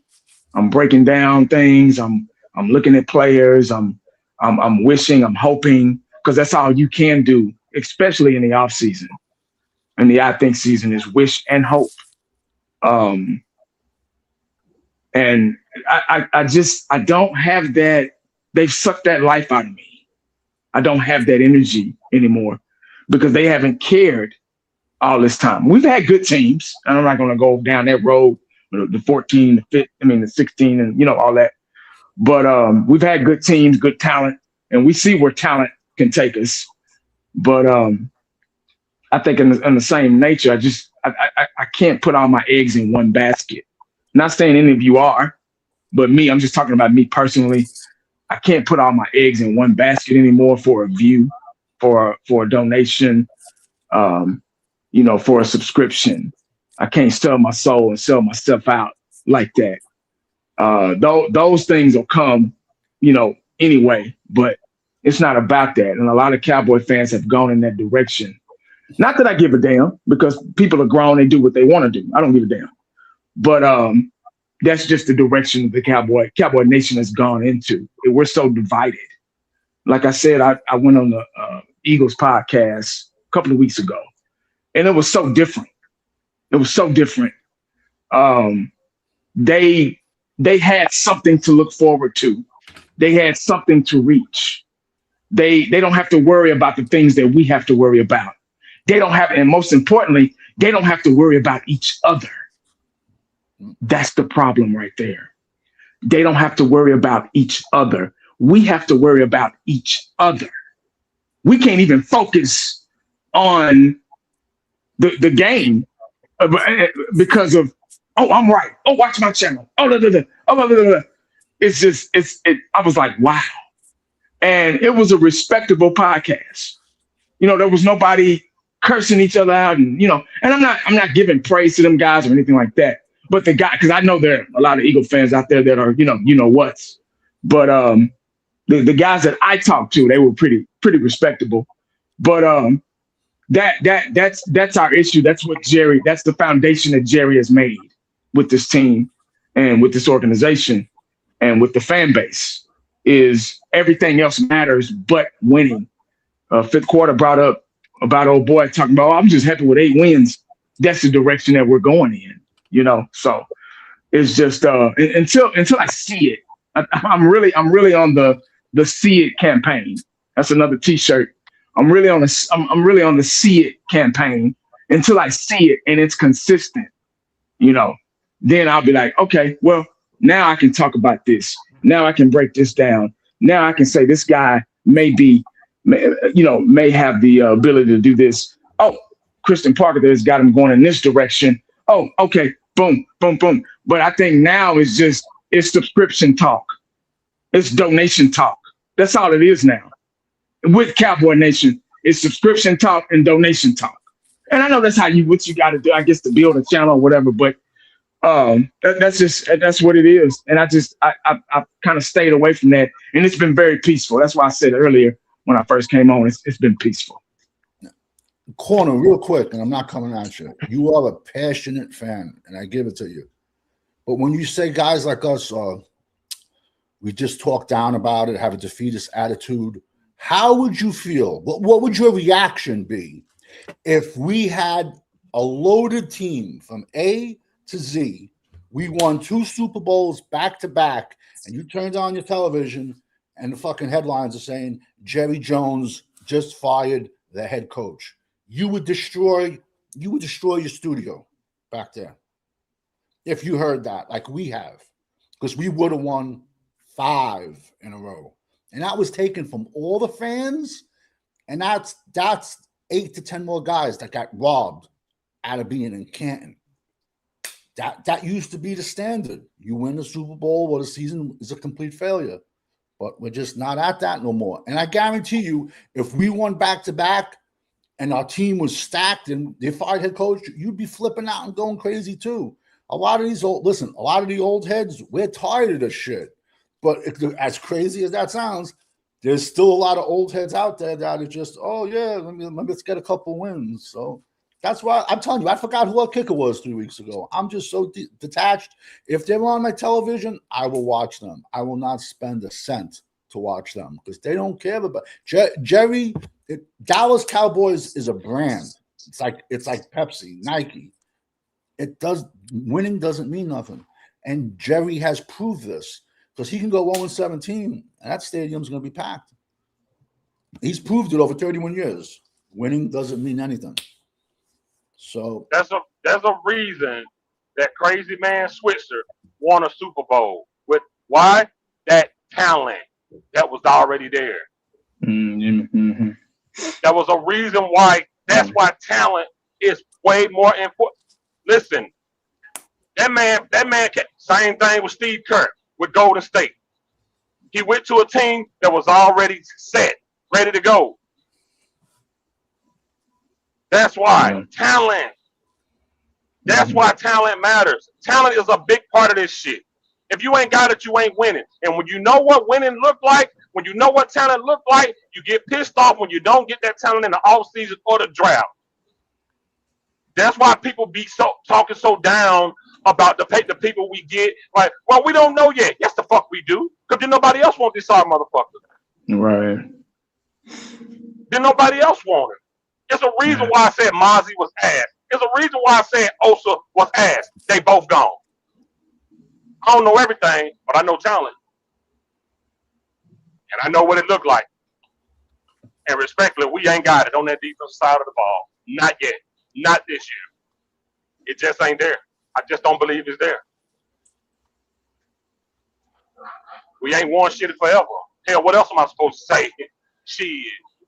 If your wife cheating on you for 12 years, you can assume she's gonna cheat in your 13. That's all she's ever done. If that's all she's ever done, she gonna say, "Why you talking negative? You been doing it 12 years." I can assume you're gonna do it again. Shit. So I ain't seen shit. I ain't seen nothing. I don't know. D Winters, please, man. Please. If he was quality back up behind Fred Warner, who was hurt, you think San Fran would let him go? Fuck no. It's that hopium, man. That's why I put that door up. It's that fucking hopium, man. It's that hope that. Oh, man, that's not reality, man. In reality, we know talent wins games, man. And you need fucking talent. Barry Switzer got him one because of their talent, man. You need talent. A lot of good talent. If you don't got it, you won't win. It's just that simple. Tell me that Sam Darnold has had the talent before that he had on the Seahawks. No, he hasn't. But when he got there and got that talent, along with that, got a damn Super Bowl. Now we can say that boy Super Bowl goddamn coach said, man, he wasn't that good. He was okay. He was manageable. He had a lot of good talent around him. And that's not the Christian Parker fault. That's not the Shotty fault. It's fucking Jerry Jones. I'm not blaming. When I talk about Christian Parker, I speak from the point of view of him never doing his job before, and that defense sucked, and everybody hyping him up like he the next best out them things since sliced bread. Everybody got to slow the hell down. The man is new to the job, a new team, and a defense that ain't even played together yet. That's why I speak the way I speak about these motherfuckers. But they got to show me something. This is a whole damn new team for real. You can't name last year how many times on since we said who that is, who number this is, who number that is. First time. I don't want that for my team. 2016, I could have named you anybody. Just say, and I could have thrown it. I could have named them. And like Aiden said in the 90s, you could have just picked a number. They could have told you who it was. Oh man. Because they stand out. Blindfolded. They stand out. They stand out. True talent stand out. I ain't gotta say, man, I gotta wait and see. No, is he good or not? Yeah. Is he good or not? You can't coach Aaron Donald. What did Jason Garrett make a joke about? Oh, I don't know. I don't even know how to coach Ezekiel Elliott. I know you don't. You just hand him the ball. You don't. You just hand him the ball. It's some players that can't be coached. They good. How many times we seen guys like, man, that's just a linebacker. Just let him roam free. He gonna do his job. It's some players that don't need that, and we don't have that talent. We just don't, man. We just ain't got that talent, bro. Straight up, it sucks too. If I can, let me can I respond to Mixed Matrix comment? She said I went on to Philadelphia. Why did I do that? Respectively, I did that because these guys have been trying to get me on the show for God knows how long. You ought to see my email. It's flooded with other fan bases. San Francisco, the guy from San Francisco, Detroit, Chicago. It's flooded with guys that want to, not that I'm anybody, but want to pick my brain about the Cowboys and, and I'm past the point. Well, I've never been on this train of disrespect because I'm not going to disrespect another grown man because he's wearing a different color. They got families and wives and stuff too. I'm not that small-minded to be like, oh, you're an Eagles fan. I'm not going to talk. Fuck you. I can't say that. That's another grown man, dog. Why would I do that? He hasn't disrespected me. You get what I'm saying? So I didn't look at it until I didn't look. I wasn't that small minded about that. Um, and if this offends you, you're guilty. But that's why I went on the show because they had been trying to get me on for a long time, and I knew a couple of guys on there. They follow me. So um, I just thought I'd return the favor. That's all. I wasn't trying to be. He's a traitor and all this. But you see how small-minded Cowboy fans are. That's exactly. Just proved my point right there. They so worried about what somebody else is doing. They can't even focus on what's really going on with this team. That is one of the major problems with our culture. It's us, and being away from it was just a breath of fresh air, a fresher breath air. Let me reword that. So it's just that's why I went on there because I just out of respect, man. Because them guys didn't do nothing to me. You know what I'm saying? So it is what it is. My bad, Fit. I just wanted to throw that out there real quick. Got fifth on internet. Oh, Lord. God, doggy. There you go. Yeah. Trying to come back. Gremlins. Bad era. Corner. Yo. When's your first show gonna be for Saturday? I don't know. I gotta get it recorded and get it edited and get it up. It's just a dead season right now. I'm probably gonna wait till I get closer to training camp. Yeah, there ain't much to talk about right now. It's just No, there's not. It's dead. We got 2.5 more weeks till training camp, so we'll see what happens. You got new show, Corner? Yeah, Talking Crazy's retired. I'm gonna do a one-man show called In the Corner. Oh, okay, cool. My bad on sense. Nah, I was gonna say you wanted to stay quiet until training camp because that means that your players aren't out there getting in trouble and fucking up. Yeah, that's true. I mean, this is usually the period where all the coaches are worried because this is when Sam Williams goes out there and get a speeding ticket and a gun and a marijuana charge. Yeah, so you kind of want it quiet. Corner, I got a question. Why do you think the Cowboys are doing a lot of disguising and stuff in modern times nowadays? What's with the disguising of a lot of things, especially on the defensive side of the ball? Yeah, no, it's to distract the quarterback, get him thinking that he knows one thing, and then the look is entirely different, and he has to hold the ball for that extra second. Right. When I went to go watch Jimmy Johnson get inducted to the Ring of Honor, one thing that the Lions did, because that was my first time ever having an end zone seat, and I'm so glad I did because I got to see the defense play ball, and that safety for the Lions. I mean, he would be right there by a linebacker, then shoot back into the free safety, shoot back in, and it confused Dak. I mean, we were an eligible man call away from losing that game because they confused the hell out of Dak. I mean, it's not easy to do because it's Dak, but to see that in person, like seeing these safeties move, I mean, you really don't really. I mean, you see it, but just having like right there, like the all 22 angle, but closer.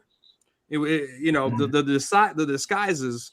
I mean, they make that quarterback hold on a tick longer. It makes those wide receivers have to break down and try to scramble just that much longer. The offensive line and the running back pass protect can't pass that much longer. So it opens up so much for those disguises because you don't know who's blitzing, you don't know who's going back in coverage, you don't know where this guy's doing. I love disguises, but in order to disguise and do that, you have to have IQ. And when you talk about, not knowing a lot of these guys on defense, I mean, we had 13 guys turnover. So that was 13 guys that was part of a historically bad defense that are no longer on this team.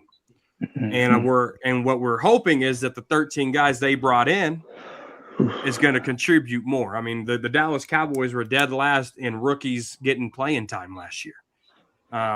You need Caleb Downs. You need Jason Barham. You need Malachi Lawrence to play, because they're going to get reps. They're going to get experience, and they're going to hopefully it helps this football team. 2023, when that playoff the game against the Packers, tell me what rookie helped in that game. None of them did. Zero. We're gambling a lot here. Well, I mean, not every franchise does it, but when you get these guys in, they got to learn these disguises. They got to have their IQ. Vance Figlio. I was doing some research since Freaky Friday on the Figlio defense. He likes 4-3, but he likes 3-4 personnel, and I'm digging more into that. Why that is, because I found that interesting, and so I'm going to dig more into that. But Christian Parker is 3-4 by nature, so he likes 3-4 guys as well. But what is that going to look like, right? So it's real interesting to see how that's going to play out.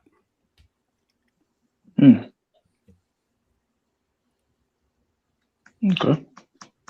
I just think that after a couple of weeks, and you get some game film. Now maybe he's trying to steal a game or two in the beginning, but these other offenses and stuff like that, they're going to know what type of system he likes to run after a few weeks.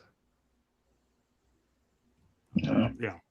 I mean, there's players that are going to transition from team to team. We're going to cut players, and they're going to be on other teams. The gig is going to be up. I don't understand the whole secrecy. I remember Mike McCarthy did a white on blue, and tried to hide every damn player, and that turned into absolutely nothing. These are professional coaches. There's like 30 coaches on the team. When you go all the way down to the people that put together the film and everything like that, they're going to go through and watch every single snap of game film. They're going to look for player personnel, which players are standing on the sideline next to go into the game on the next snap. They're going to know every single thing after a couple of weeks of how he likes to run his defense and what situational football he likes to play. That's why just get out there and get these guys communicating at a high level at game time speed, so you don't end up with a hooker and Diggs arguing about where they're supposed to be on the field and giving up touchdown. Mm-hmm. But I hope the guy is successful. I get the disguising. I understand that part of it. I get, and this is not your philosophy, Corner. This is their philosophy, so I'm not getting on you. Jordan had that patent fadeaway. Kobe had that Jordan's patent fadeaway. You knew it was coming. You still couldn't stop it. You could be in a huddle with the 92 Cowboys, with Emmett and all those guys, that Great Wall of Dallas. You can know the play. You still couldn't stop it. I think that's why I asked about the disguising. I get it. I totally get it. Everybody wants to do different things to get to that quarterback. But if you're a dog, if you got talent, you don't need to do all that all the time. That shouldn't be a consistent thing. You got to stop me. Your job is to stop me from getting in there. And I don't give a damn if you can show my number. I remember that blue and white game where I was so excited that it was coming on and didn't see a damn thing. They had the goddamn camera aimed in the air, aimed on the floor in the damn women's locker room and all that shit. I knew it was a problem then. I said, oh, okay. So if you're a dog, I don't give a damn if you know exactly what I'm doing. You still got to stop me. And if you're confident, if you're a confident coach, if you're a confident player, I don't need to do all that. I don't need to disguise shit. Because I'm coming and ain't nothing you can do about it. Nothing. Ain't nothing you can do about Reggie White. Ain't nothing you can do about Lawrence Taylor. Ain't nothing you can do about Deion Sanders. They was coming, man. Ed Reed. Brian Dawkins, Leon Lett, Tony Tolbert, Bruce Smith. You knew they was coming. It didn't matter. I didn't hear shit about disguising, and I was on the sideline back in those days. I was at training camp. Went down to Austin with my dad at training camp. Didn't hear nothing about disguising. Them guys was coming, and they didn't give a damn. Matter of fact, they wanted you to know, I'm coming this way, dog. What you gonna do? You get what I'm saying? That's all I'm saying. I'm not saying that towards you. I'm saying that towards the Cowboys and this disguise shit. If you are a dog and you know what time it is when you step on that field and you know what your job is, you know what your assignment is, you don't need no goddamn. I don't need to put no damn Halloween costume on. It's me. Trick or treat, motherfucker. I'm just saying, dog. I'm so tired of this team, bro. That's a sissified approach. This guy, I'm running a 4-3. Who gonna stop it, man? Yeah, that's what I'm running. I'm running a 4-3. I'm running a 4-2-5. I'm running a 3-4. I ain't got disguise shit because I got my boys back here. They coming after you, dog. What you gonna do? I'm tired of it, man. That's why I've been, like Seven said, I've been disengaged from this shit. I'm tired of it. And when I say I'm tired of it, I'm not saying, I'm no longer gonna watch it. No. Because it ain't my fault. It's not my fault. Y'all just mad at me because I'm bringing it up. That's what the real deal is right there. When we lose a game 45-0, and I do a post-game show, I say, hey man, we lost 45-0. Everybody be mad at me because I said it. Oh, you being negative. No, man, them motherfuckers out there being negative. You talking about disguises and all that shit. I'm not talking to you, Corner. I'm talking about the Cowboys. Y'all talking about disguises and all this shit. I don't give a damn about that, man. What y'all gonna do? We coming. How you gonna stop it? Yeah, well, I get that part of it. And I'm only saying this because you're talking directly to the Cowboys here. When I was watching some of the player interviews and the players were talking about how excited they were about this defense, and they compared it to other defenses, like Vikings defense, Brian Flores, they do disguises. Mike McDonald's defense, who just won a Super Bowl, they do disguises. The two high shell, like Vic Fangio's, that I'm still learning and looking up there, cover 2 and cover 4. Their two high shells look. I'm still looking at that. And then the Chiefs defense, they also do disguises as well. So, so a lot of this stuff is more trending, and the teams that are doing it, I mean, the Vikings, they've been up and down due to their quarterback, but they are winning with this type of formula. But it has to work for the Cowboys in order for it to work. If it don't work, then it looks like a disaster. But that's it's this trend, so to speak. You know, it's a copycat lead, they say, but that's what it is. But when we talk about disguises, are we talking about showing man coverage and then dropping off in the cover 2? Because every team does that. They want you. They want to play that mind game because they want you in a man beater and then drop out into a zone. And it's your linebackers and it's your deep and it's your deep back guys. Yeah, the deep backs. Yeah, because sometimes you can run a cover 2 zone, and you can bring the safety down to where the middle linebacker would go. So there's different ways to disguise. That's where the Eagles do it. That's how the Vic Fangio defense does. That's different than saying we're going to come out in a 3-4 formation and then switch over to a 4-3, because those are different personnel on the defensive line. You can play around with your linebackers like that, but to go from 3-4 to 4-3, those are completely different type of guys. Your pass rush comes from the guy with his hands on the ground versus the guy standing up. Now some outside linebackers can transition and play both, but when you get into the meat and potatoes of that interior of that defensive line, those are different guys. So you need big guys in the center of a 3-4 line. Right. A lot of that's pre-snap. A lot of as far as like the linebackers and the DBs. A lot of it's pre-snap. It depending on how that offense comes out and they line up. Then there's Those are called audibles, pre-snap audibles. I mean, like I said, Corner, I was not getting on you about saying, No. what's I get called. it. I was just because I've heard it. I've heard it on the radio. I've heard it. I've heard it come out the horse's mouth. So I just I like I said, I get it because that's the modern day defense. That's the modern day um, defense scheme. That's the direction that they're going in. But like I say, too much, you get yourself in trouble. Too much. I get, a lot of it's pre-snap audibles. That's normal. You're going to do that. Defensive communicate. The linebacker communicates. Hey, we got this over there. We got up move. He'll tap the defensive tackle's butt and hey, move over. Things like that. But I just trying to figure out what's the difference because they've been doing it. Like Uncensored said, they've been doing those pre-snap audibles and things like that. So that's why I asked what's up with the change. There's only so many defenses you run. Offenses are a little bit different because of how you can line your personnel up. But Mm-hmm. the defenders are going to line up over the players. So there's only so many formations on defense you can get into.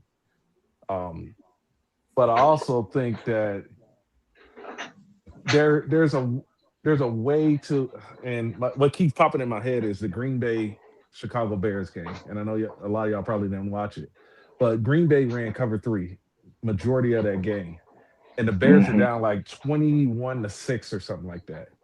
And they couldn't figure out how to beat it. I think Caleb Downs threw like 2 interceptions in the first half, and I'm screaming at the TV. I'm like, you beat cover 3 by overloading one side of the field, and you run layers with a go route, with a deep route, and you make those corners have to come out of the cover 3, and they do cover 3 match, where one of the corners has to match the wide receiver and take the deep route and sure shit, they started doing it in the second half, and the Bears played with how they were lining up and the way they ran it. But that's how you beat cover 3 once they know what the formation was. But Green Bay did a very good job of disguising how they were lining up their cover 3. And you meant to say Caleb Williams, not Caleb Downs. Caleb Williams, yeah, Caleb Williams. But so the defenses, I think they do play with the eyes of the quarterback. I like we've seen defensive linemen drop back into linebacker coverage. It always looks funny because they can't run worth shit. But they'll go and contain. Yeah. Sometimes the defensive ends, only defensive ends. Sometimes, depending on the strength of that offense, they'll go and contain. That's about it, though. That's about it. They'll go and contain. I just don't. I don't know. My worry. I don't know what he can do with this talent, man. I see these rookies coming in. They have to contribute. We've struggled at drafting the last couple of years. I'm not encouraged by the Lawrence guy coming in as a first-round draft pick, and I get that he was later in the first round, but coming in saying that he is okay playing in the backup role, quote unquote. I think he said playing from the shadows. As a first-round draft pick, I need that guy to want to come in and be a leader, the face of a franchise. You're here for hopefully the next at least 5 years. I need you to come in and bring that group that you're in, whatever position you get drafted in, and try to elevate that position. And for a first-round draft pick to come in here and just basically say, I'm here to be one of the guys and contribute where I can, that's discouraging. I like more of Caleb Downs' attitude of getting more involved in how the defenses ran, learning everybody's position and things like that I've been hearing. That's what you want out of your first round draft picks. I don't understand why Lawrence isn't in that same mentality. But it seems like a lot of players are just, when they come to Dallas, they're just okay getting a paycheck and fitting in. We need leaders. We need real leaders. I don't think who's the leader on offense. They keep saying Dak Prescott is not a leader because a lot of the bullshit that went on around this team in training camp, and usually he's involved in the fuckery. He's part of the bullshit that has nothing to do with football all the time. Who's are they still talking about Aaron Donald coming? No, he's not coming back. He and his wife said he's not coming back. Oh, with Miles Oh, Garrett over there. Yeah, Rams? he said he's not coming back. He did a video with his wife, and both of them sitting on the couch, and he just pretty much showed that he was unbothered and uninterested. wow. Well, I heard rumors of him coming here. That's why I was like, no, he's not coming. He's still under contract with the Yeah, Rams. you have to trade for him. And the Rams ain't letting that go while they got Miles Garrett at the same time. Mm-hmm. That ain't gonna happen. But I don't know, man. Yeah. I might change it up after I see preseason. I'm not excited about it. I'm excited for football, but I don't think that the Cowboys are gonna do much this year, so it's hard for me to get excited about the season itself. Look at you.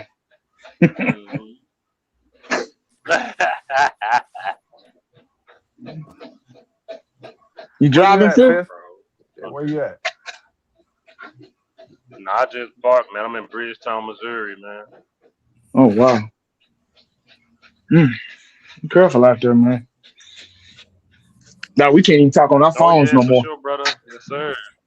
No, we can't even talk on our phones Hey, no they more. tried to do that over here. Like they said, period. Like headsets at all. Like nothing. Nothing. We can't even talk. Like I got a new truck. Yeah. I got a Freightliner. It's a new truck. And Is it a 126? That corner, I don't know. God damn it. Corner always make me feel stupid. But anyway, yeah, I can talk through Bluetooth. I can't even do that.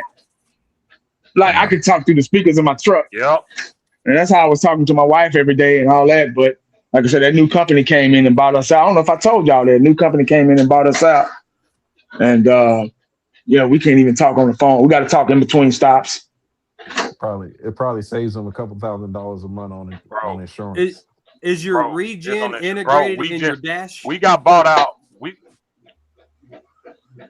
Oh my god. You got a big delay, Fifth. They put governors. We can only go 65 miles per hour, up to 65 miles. That's it. Can't go no faster. Mm-hmm. And they got we've been having the cameras in our truck, and yeah, man. So they've been kind of real strict. I get it, safety reasons and stuff like that. But now, if I got a Bluetooth, man, I should be able to talk on the phone. It's weird. It's really weird, man. Is your regen integrated in your dash? Yeah. So you got a 126, yeah, or a 116, but I like those interiors. Those are nice. They're clean. They're smooth. Yeah. Yep. But I can only go 65 miles per hour. That's it. Out here, there's companies switching over to driverless damn semis.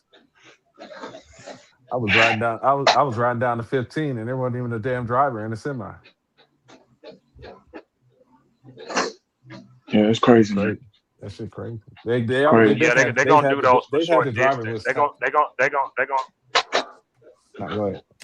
incorporate those driverless trucks for short distances, and it's only gonna be for certain type of things because automated truck can't open them doors. Mm. Yeah, they got automated taxis already out here. Keep letting automated truck. Keep letting your counties approve AI distribution. Automated truck can't change them. Can't change them. Yeah, right. But 80, the company I work for, they got bought out by this company out of Ohio called Bull and Moose Steel Tubing, and they talking about our trucks ain't governed. We in these peaks, they ain't governed, and they talking about putting inward cameras. Right now, we only got outward cameras, and so we got bought out, man. This company out of Ohio called Bull Moose bought this company out for $300 million, man. Yeah. All right, but a real serious question: what's going to happen to all the lot lizards if that happens? Go to Fifth's house. Look at you. Woo! Hey, one thing I know about that profession, they will adapt. This one came to my truck. I was down in Cedar Hill, Texas. One came to my door knocking to my she was hot.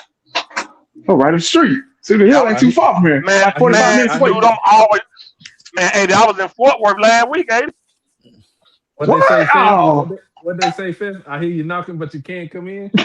Yeah, she was knocking up my They thought disrespect me, man. That's why he said inward cameras. He don't want inward cameras. He's okay with the outward cameras. He's not okay with the inward cameras. If the camera's rocking, don't come knocking. I was both inward and outward. They be watching us and watching the road. It's all about. I heard Schneider don't. Oh yeah, they get a discount. I heard Schneider don't let their drivers talk on the phone. Period. Like no headset, nothing. Nope. In between stops. That's when I got to call my wife. In between stops, dog. I'm like, say, man. That's what they say Schneider do, man. Ain't no way, man. They running out now. Yeah. Yep. Yeah. Somebody ruined it for everybody. Yeah, I heard Amazon was putting distracted driver sensors on where they can track your eye movements. Oh, we already know. Everybody got those. People got those. Yeah, they have those. Yeah, we got that crazy already. though? This happened in Florida. Now it's happening in Dallas. These dump trucks for the trash pickups, they got AI on the back of their trucks, right? And it's scanning your house for code violations. If you have a code violation, they're going to give you a ticket. No, you'll get a ticket in the mail for your code violation. What?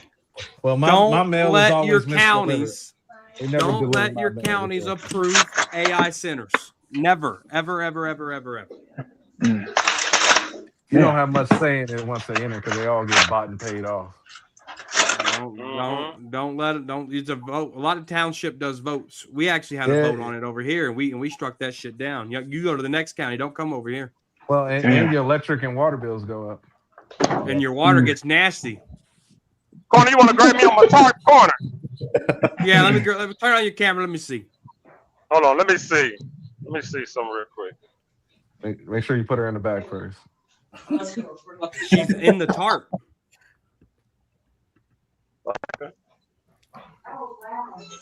It's about to rain. What's the corner? I did our corner. Let me make it bigger. Oh, okay. I like how you use your rub rails. All that looks good. That's all right. Did I? But why do you go outside your rub well? And did I just see somebody crawl in the cab? You got to go around it. No. If somebody can cut that easily, or you can hit something and that gets cut, and now your load ain't secured. You never go on the outside of your rubber rail. Are you crazy? Are you crazy? Are you gonna tell me then, corner? You selling my driver, son? You go outside your rubber rail. I mean, maybe with bungee straps. Did you do that with 4-inch straps? Do you go outside your rubber rail with 4-inch strap? These are just rubber bungees, brother. I know, but for your 4-inch straps, do you do the same thing?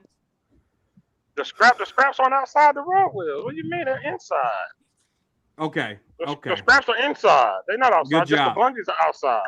Okay. You did good. You did good. Thank you. Corner.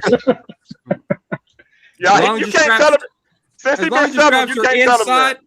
As long as the straps are inside, then you're good. You good. Oh no, man! Come on, man! I would never, bro. No, come on now. You good? You good? Dude, I've sold in the last 5.5 weeks. I've sold over 18 trucks. Damn, thanks. That's nice, bro. Hey, loan me some money, man. It's been good. It's been good busy. It's been that's good. That's good. Some days I get home, I'm hoarse as fuck, talking too damn much. Damn. Good for you, man. That's good. Hey, corner. Hey, Shane, what's up? What's up, Eddie? There we go.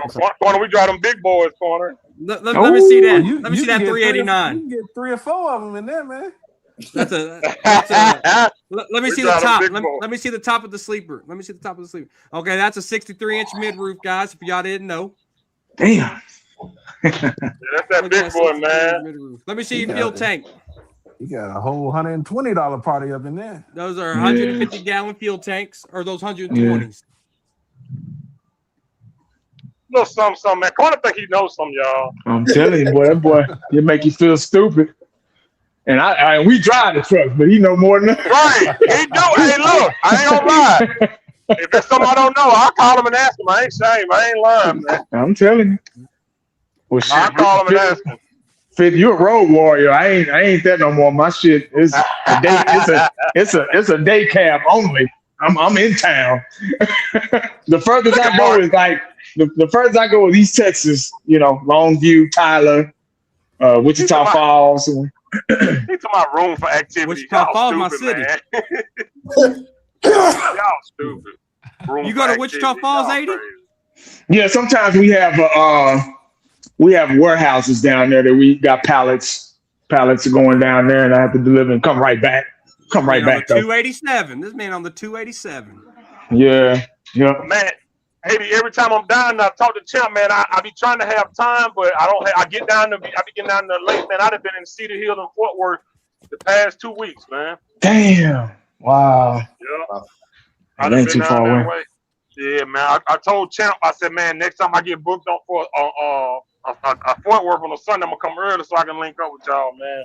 Yeah. Debatable. That'll work. Nah, hey, I'm a roll. Hey, man, I ain't gonna lie, 80. I'm just that money good, man. I couldn't turn it down, man. Trust me. Hey, look, I want to be in that day cab cruise. Man. Hey, boy, ain't nothing like it. Yeah, I can't do that no more. Hey, I don't blame you, bro. I can't do it. Make as much as you can, man. That money good though, but Make as much as you can, man. Yeah. If I wasn't single, I'd probably be at the house too. But you know. Yeah. Oh yeah, if I by myself, I'd be on the road. Know what I'm saying? Yeah. Yeah, I'd be on. If I had no kids and nothing like that, I'd be over the road. Yes, sir, man. Easy. Y'all crazy party and steal truck. You know what crazy? The bigger they is on the outside, there's really not a lot of room in these things. There's no room in there. Right, tell them, Carter. When you walk in, you got cabinets right there. You got a fridge at the bottom or on top, depending on how it's set up. Yeah. You got room for a little TV over here. You got your bed, and that's it. That's it. That's literally it. It's not room in these. You want room? Get you a big old Freightliner. Get you a Lone Star. Oh, yeah. If I was OTR, I'd give you a Lone Star with the X15 in it. Yeah, ain't no room in these things. You actually got to duck your head to go in the sleeper back here. Yeah. Well, good thing it's horizontal. You probably don't have to with you being 5'7", but I do got to duck my head, man. Here he goes. This man ain't like he got a coffin sleeper. You said he can get in there and jump up and down? Yeah, he most definitely can jump up and down. Oh, that's me. That's me. I probably can. Shit, that's me. Yeah, I'm not that tall. I can't do that, man. A long time ago. No, you probably got about a 4.5 foot just room for your feet to walk right there. 5-gallon bucket for your doo-doo bucket. Oh, wait a minute. Oh my God. No, I watched some truckers. They got a little 5-gallon bucket with a little dookie. I ain't got no shit bucket, man. You ain't got no shit bucket? They Hell shit in the bag and then throw it away. No, man. I don't eat bullshit on the road, so I don't have to do that. And I'm not, you know, I'll only be out, you know, like tonight, and I'm back home tomorrow. Like I'm only out on the road Sunday night, Tuesday night, and Thursday night. So you just have a single bunk, right? No, I got one. I got a double bunk. It's folded up. Oh wow. Oh no, I don't. I'm lying. No, I don't. I lied. Oh okay. No, it's single. Yeah. It's just a lot of shelves back there and shit. But yeah, ain't no room back there, man. But you get one of them big old Freightliners, them new ones. Woo! Boy, you can do Michael Jackson and that moonwalk, boy.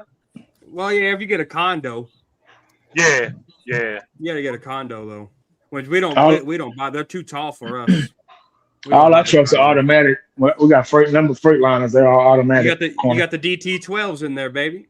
Yeah, they're all automatic. The DT12s are stout, 130,000 pound weight capability, including the weight of the truck. Mm. Them DT12s are stout as hell. Yeah. Shit. A lot of No people out of automatic, no Nebraska. automatic in here, man. No Oh, you Let me got automatic. see, this. let me see the side button. You got Ain't this no speed. side That button. It's splitter. a 10. You, It's just This a man 10. got a 10. This man got you a got 10 a, speed. you got a What's splitter. wrong with a 10? You want me in a 13 or something? I need you in an 18, baby. Shit, man, ain't nowhere in the hell. Hey, 80, that splitter was hell in trucking school. Dog, I hated that damn splitter. Try to learn how to Boy, float. Try to learn how to float them damn gears. yes, sir. I hated that damn splitter. Hate it, boy. Hate it, man. I ain't drove a stick so long, man. I probably forgot. I'm dead serious. I've been in Bro, automatics for just over 10 years, man. I ain't never drove a stick. you ain't Yeah. missed a gear for 10 years. I forgot. That's right, brother. He ain't missed again 10 years. That's right. I like Man, that. I ain't never drove a stick, nothing ever. man. Hey, don't get it twisted, though, 80. Hey, Well, you know what crazy, though, corner? Even in these long nose peaks right here, we got a lot of automatics that look just like this. Oh, I know. The resale value of them are crap, though. I heard, yeah. No one didn't. wants a long nose with an automatic in it. The They engine don't garbage, know though, bro. anybody We else. got these Cummins. We got these Cummins in here, bro. They garbage. You get you an 18 speed Eaton auto. If you don't know how to work that, gas pedal, you're gonna be Yeah. shaking all the way down the road. You're gonna hate that thing. Wow. They don't know whether the downshift or the upshift, so you're doing both. So you're just sitting there. So corner, we got it's in 2 weeks training camp. Yeah, 3 weeks, right? the Is it 28. No, yeah, it's 2. Holy shit. Yeah, 2 weeks. Damn. Shit come up 2.5 quick. weeks. Wow. Here we go. Where did the time go, We're man? getting closer to football, baby. Yeah. Bang bang. Damn. Y'all think Tyler guy gonna be all right? Nope. No. You better No, hope man. he is. I think they need to move him to the right side. Yeah, I'm with you on that corner. You better hope, goddammit. Sheesh. Yeah. I guess I better start doing some studying because I don't know no goddamn body. I got a question. I got a question for you. If it's clear by the trade deadline that this team is not ready to compete, are y'all willing to move some of these players? Absolutely. Yeah, why not? But the first two on the top of my list, CeeDee Lamb and George Pickens, get them both out of here. All I right. was about to say, Uncensored been screaming that lamb shit for a minute. Yeah. Well, Man. my whole reason is behind it. How many players have we had that leave like a DeMarcus Lawrence that you could have traded and got something? You got to get something for these players before they leave and go Yeah. somewhere else. Yeah. You know, I'll trade Quinnen Williams. If it was 2021, 2022, I'd be like, obviously don't trade the players. You should be acquiring talent because you're making a push. But now that it's clear that you're in a rebuild and that it's going to be a while, you might as well start getting young draft picks in here. Mullins, I'll trade Overshown. I'll trade Williams, Quinnen Williams, Oh. CD. I'll trade Pickens. I'll trade Bland's bitch ass. I don't Yeah, I don't Yeah. think nobody's gonna want them guys, man. They stay hurt. Somebody gave you something for them. They gave you a third Oh, for yeah. Osa. They gave you a third for Osa. And I told you guys they'd do that. Hey, what you say? I told you they'd give you a It third for Osa. depends. Yeah, but we gave him a fourth pack. Like it's about to fucking rain out here. Shit. They got a fourth pack. Yeah, I would sell the whole farm. I don't care. If Everybody you're the highest paid receiver, another receiver shouldn't come on your team and take over, should it? agree. No, yeah. If you trade Lamb, you got to trade Pickens. Because what are you going to do? Get rid of Lamb and then pay Pickens? They're Yeah, $10 that's million. money. The Dak More. fans are really gonna have a heart attack if they get rid of both of them guys. Oh my goodness, it'd be hilarious. Oh, you They're can cut real- Dak mid-season too. Fuck it. They're really gonna have money. I mean, Now, would you be willing to give up 2027 and get rid of Dak and just eat that salary cap You have how no much choice would to. just to get rid of him? in You have no choice 27, to. what's No, his they cap? can extend. They can extend him and kick the can.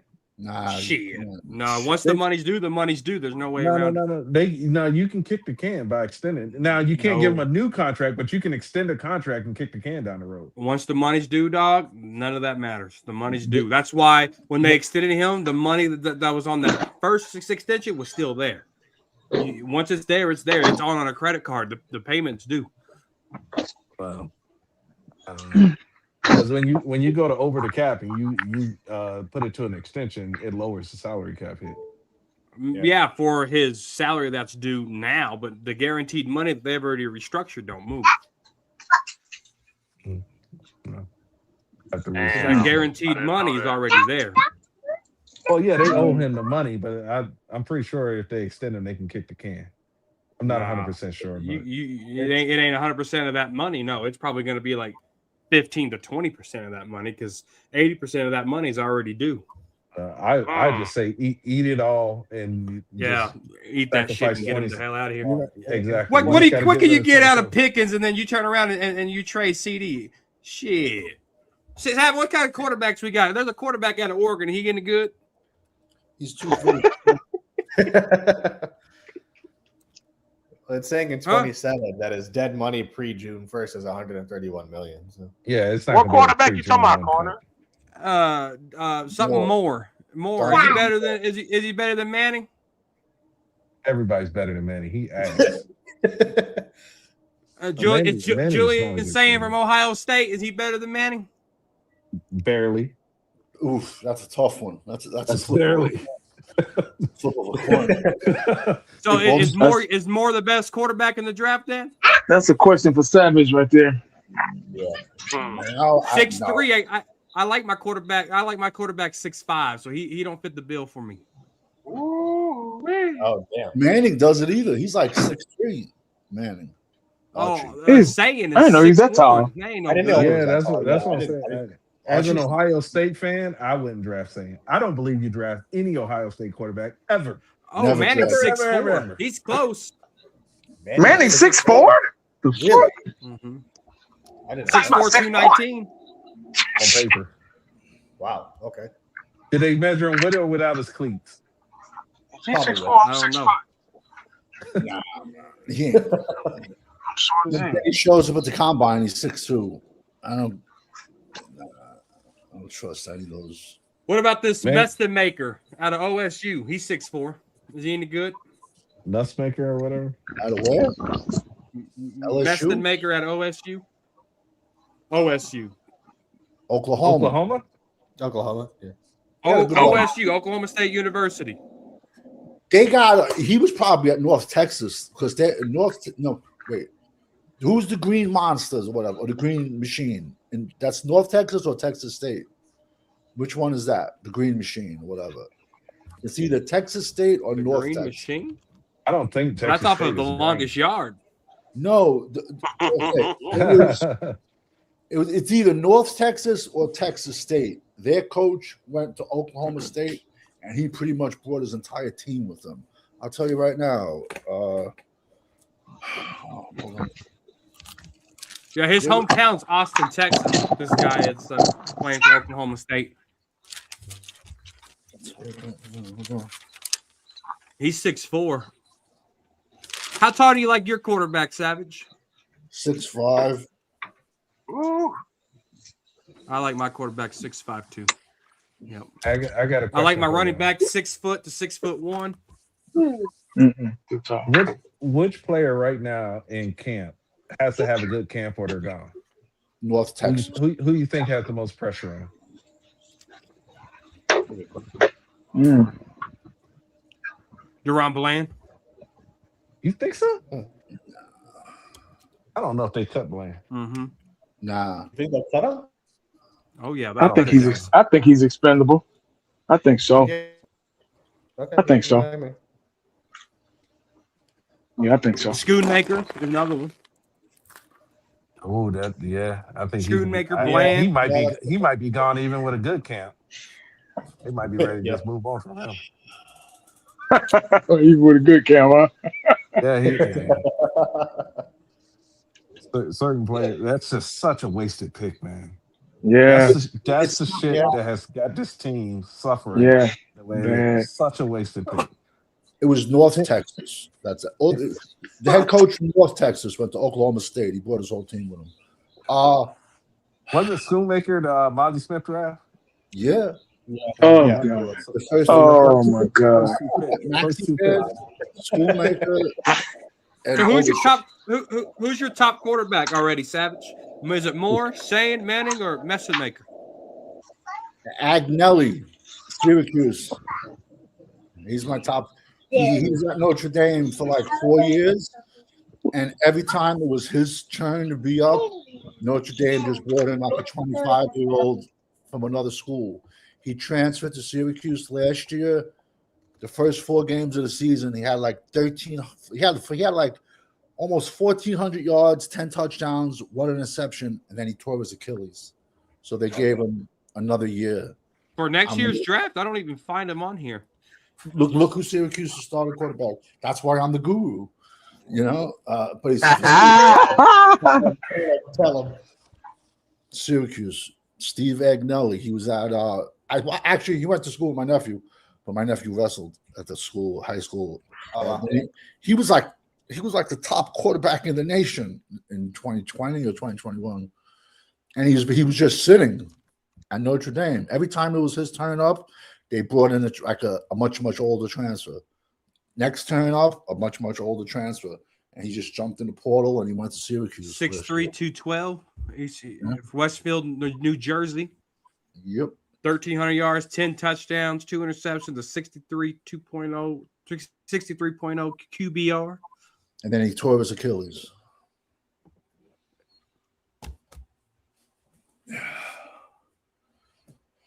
He throws a lot of touchdowns and no interceptions. If he would have played the whole season, he would put up some nice stats. And he's gonna be in this draft. He's a junior. You think he'll be a senior? I think he'll probably he'll get play it. as a senior. I think it's these kids are making more money in college than they are in the NFL. That's what you and Joe were talking about. That's how y'all started the show. Great show, by the way. That was a real good show. If he plays mock good drafts, junior dude. year, Those were real good mock drafts. if he plays good at junior year, somebody might come poach him. I'm not allowed on this show. Yo, the best was the Mississippi State quarterback. He would not. Dak Prescott? No, Old Miss. I apologize, Old Miss. He wouldn't have gotten. He wouldn't even have gotten drafted. He petitioned. He sued the NCAA for another year because he was at Ferris State, Division II school, and he got a bad sore throat. So they gave him another year. They gave him like $5 million, Old Miss, where he would not even have gotten drafted in the NFL draft. So I think that's the future. We're going to be seeing older. You talking about Trinidad? Yeah. He got like $5 million, maybe more, maybe like 5.8. Campbell's. Same thing like that Diego He's a Pavia. senior from Grand Rapids, Michigan. He didn't get drafted, but if he could have went back to Vanderbilt, they would have gave him another nice contract. And I think he's with Cleveland. I'm not even sure. He has heart.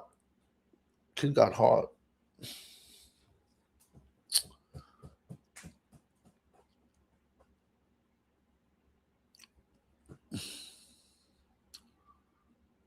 I think Blaze's comment said if you trade Pickens, Quinnen, and Bland, you open up $60 million. I don't think it's necessarily. I mean, obviously saving cap's part of it, but I think you're just looking to turn and rebuild through the draft. And I don't even know. You don't even pick up big ticket free agents. You lay low for a couple of years, really reset it, and hit the ground running, drafting a quarterback in the first round like they did with Troy Aikman, and win Super Bowls. But they didn't have a goddamn $100 million quarterback already on the roster. Yep. I would have loved to see. What's the story of and why we didn't? What's the story of us not getting Randy Moss? Greg Ellis was better. No, I think no. I think they were also afraid. I might be wrong, but I think they were also afraid of his not background, but he was going through some trouble, some legal trouble, wasn't he? At that time? Well, yeah, but there's a really good ESPN documentary on him called Ran University. They fucking screwed that kid big time. They painted him out to be like the fucking Jack the Ripper. Yeah, it was over stupid shit. Then like he pissed hot, so he got violated his probation. They threw him in jail for smoking a joint. Supposedly they say when he went to Dallas, he asked for Michael in prime time. He's like, "Where's Michael and Dion?" And that scared him. And I don't care. I still would have drafted him. Back then, I said he'll probably be the best ever or a total bust. What I saw about him with Marshall, I was close. He's in the top 10. I would have drafted him in a heartbeat. I don't care. I to this day, every touchdown I see that guy catch makes me sick. Makes me sick to my stomach because he should have been a Cowboy. Makes me sick. Yeah, y'all heard it saying I was being sarcastic, right? So I don't want y'all to put a headline debate on me next week. Yeah. So you said that Greg Ellis was better than Randy Moss. Nope, I'm holding you to that corner. I expect. That's good. Oh, Greg Ellis, man, he was all right. I think that they were really worried coming off of the Michael Irvin trouble at wide receiver. They just didn't want to deal with another wide receiver. I think that's what it was at that time. Yeah, but with that team aging like that, I never knew what the deal was. If we would have just, I got a question. Would we have been? Well, we probably would have been, because we still had a couple of players. I don't know. We would have been a lot better, but I don't know if we would have been Super Bowl. I think we would have been Super Bowl if we would have got Randy Moss. I think we would have been a lot. Michael Irvin thought it would have extended his career by 3 years. Absolutely. Pitch him Michael Irvin now as the number 2 option. Oh my God. Pitch it because don't even get me started, man. I just get sick when I think about that. All right, I'm gonna head out, guys. I'm gonna get ready for my softball games. You guys have fun. All right, brother. Thanks. Be safe, brother. Good luck. Yes, sir. But and then the dirt on it is for him to come in and catch 3 passes for 3 touchdowns. Yeah. On his very first game against us, it's just. I remember Dion having to when they came to Dallas, and Dion had to try to cover him and Chris Carter. I remember Dion coming to the sideline saying that because that was the start of his turf toe. That was the turf toe Dion. And I remember he had to line up like 10, damn near 15 yards back just to guard Randy Moss because he didn't want him to get him over the top because that was turf toe Dion. He didn't have that breakaway speed like he normally would have. But I remember that time. I remember Bill Belichick did an interview. He was talking about when they got Randy Moss, how they were going to talk about how they were going to defend, how they were going to run plays against cover 1 and stuff like that. He said, "You ain't got to worry about that, coach." He said they ain't gonna never run cover 1 on when I'm on the field. They ran nothing but cover. They saw nothing but cover 2 the entire time Randy Moss was on the team. Yeah, cover 3 and cover 4, pretty much prevent defense. You had to really pretty much run a prevent defense with that dude, man, because that man put 3 steps on the ground and put his hand up every single time.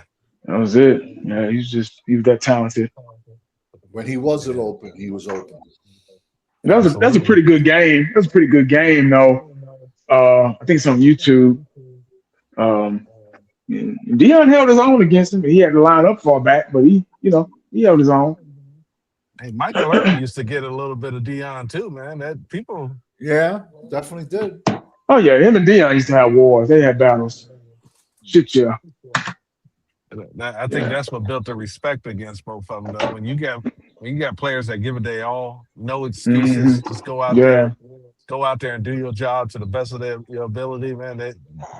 Those players got to respect, even when they are in a rivalry, they still got to respect for each other. That's true. Yeah. I think Morse was 97. If I could be mistaken, but I think it was 1997 that draft was. 97 or 98, one of them. I think it was Yeah, 97. I thought it was 98, but It's 98. either or. Not, but that would have even opened up the middle for Emmett. Even come on, I mean that would have just him having him that changes, and Troy, that changes the dynamics of the whole offense everywhere. hey, Fifth, E is in the back. I don't know if you got your phone by Who in the back? Eshawn. Isha. All right. It's internet messing with him. But yeah, that Michael Irvin said he thought it would have added 3 years to his career, and like you said, it probably helped Aikman out too. Yeah. Yeah. Just imagining if Randy Moss came on the team, man, that would have been crazy. Yeah, that would have been. That would have been Yeah. crazy. Yeah. That's the Cowboys, Yeah. man. Find a way to mess that kind of shit up. So much Yeah. wasted missed opportunities, man. Seriously, man. Yep. Over Just- pride and ego. Shit sad. It's Just a lot running of pride, man. A lot pride is a big reason why relationships and things like that fail, man, all the time. And somebody got to be willing to just Yeah, pride and ego. play the smaller role sometimes. That's Yeah. Pride With and an ego, man. team, that talent there, I roll the dice. Yeah. He always played with an extra, like he was always pissed when he played Dallas. He always played extra hard. Yo, the Cowboys had a scout in West Virginia right by his house. They said, yo, they told him, if you're on the board, we're taking you. They told him. Well, and with a talent like Randy, if he was a problem, you could have traded him. Some other team would have been like, "Yeah, I'll give you a first and a third for him, or at least." Well, we got Charles Haley. We took on Charles Haley, but we also had Jimmy Johnson as head coach too, though. So I really think the courtroom drama, because Charles Haley had locker room issues and stuff like that, but nothing ever got involved with the legal system. yeah, That's what true. they were worried when the league, because at that time the NFL was really taking off to what it is now, and to put the NFL in a bad light and stuff like that, they were worried about it, especially with the team of the decade. Anyone remember allegedly when Michael Irvin stabbed? Nah, he said he did it. He said he did that shit. No, he did that. Nah, he did that at the barbershop or whatever. At the barbershop waiting in line. Yep. Yeah, he said he did that shit. He almost took that man away from his kids. Yeah. Since when does Jerry Jones care about legal ramifications, man? If you're flash. But it was a different time then. Now the NFL is a juggernaut now. Them owners can damn near do whatever the hell they want. Just like this dude that bought the Seattle Seahawks for like $6, $7, $8, $9 billion or whatever the fuck it was. Yeah. And everybody's like, who the hell is he? And I'm like, there's so many fucking people with money that you don't know their names. They don't want the exposure or anything like that. But you got people with a lot of fucking money that got influence in these cities. 95% of billionaires, you will never know that they're billionaires. Never know. Exactly. They're not on the Forbes list or nothing. They don't want to be known. And see, that's how I would be. Give me my money and a yacht and a beach house and let me live. I don't want people coming up to me because I don't want nobody know nothing. You know, as soon as you get money, you got cousins you ain't never heard about. Say, man, no, let me remain anonymous. Yo, real story. I've dealt with it many times, but with my family. Real story I just had, man, a couple weeks ago. I had one of my cousins, man. I ain't spoke to her in like 15 years. She calls me and asks for like $3,000. Damn. She said, "Cuz, can I borrow the $3,000?" I said, "I tell you what." And this was the conversation. I said, "I will give you $3,000 if you can name my 3 kids." She couldn't name one. Why the hell would I give you or loan you money? And my thing is, I got people that call in and they be like, "Hey, I'm just checking on you. You cross my mind. How's the family? How's the kids and stuff like that?" Yeah. You know what I mean? But I get too many calls where they act like they doing that, and before we hang up, they say, "Hey, man, while I got you on the phone, can you help me?" And I'm like, you really didn't call to see. You just called. No, yeah. That was your pretense. No. But here's the thing that I learned, man. The more money you make, the more relationships become transactional. It's a lot of it, man. And It like, it could go both ways though. It could be that. Ishan, you're right. no, it Censor, is. you're right. It could be that. Both of y'all are Very, right. yeah. It could also be where there's success, people run away from. They don't want to see you.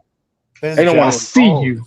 There's a lot of Yeah. jealousy that comes with it. A Oh lot of yeah. resentment that comes with it. Like I had my aunt one time. I get a call. Like I wake up one morning, my lawyers, everybody is hitting up my phone to a degree that it scared the shit out of me.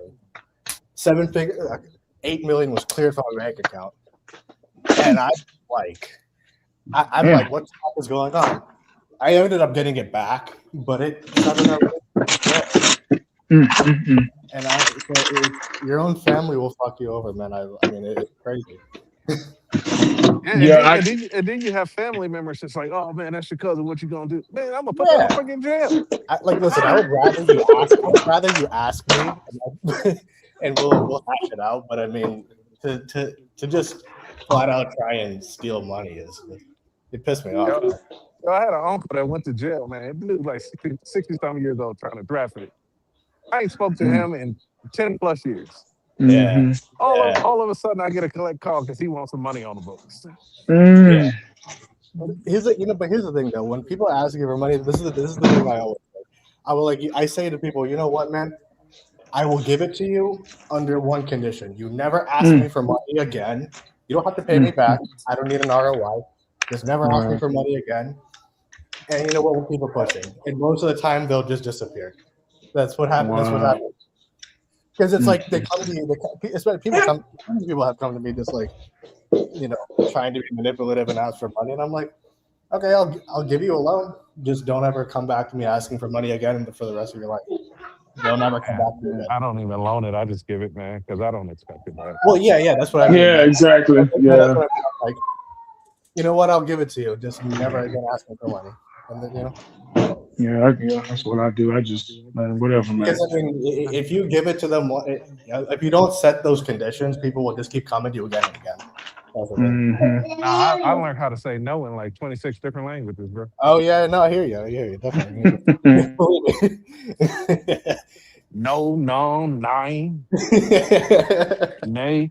Yeah, I've been very cruel and blunt with people.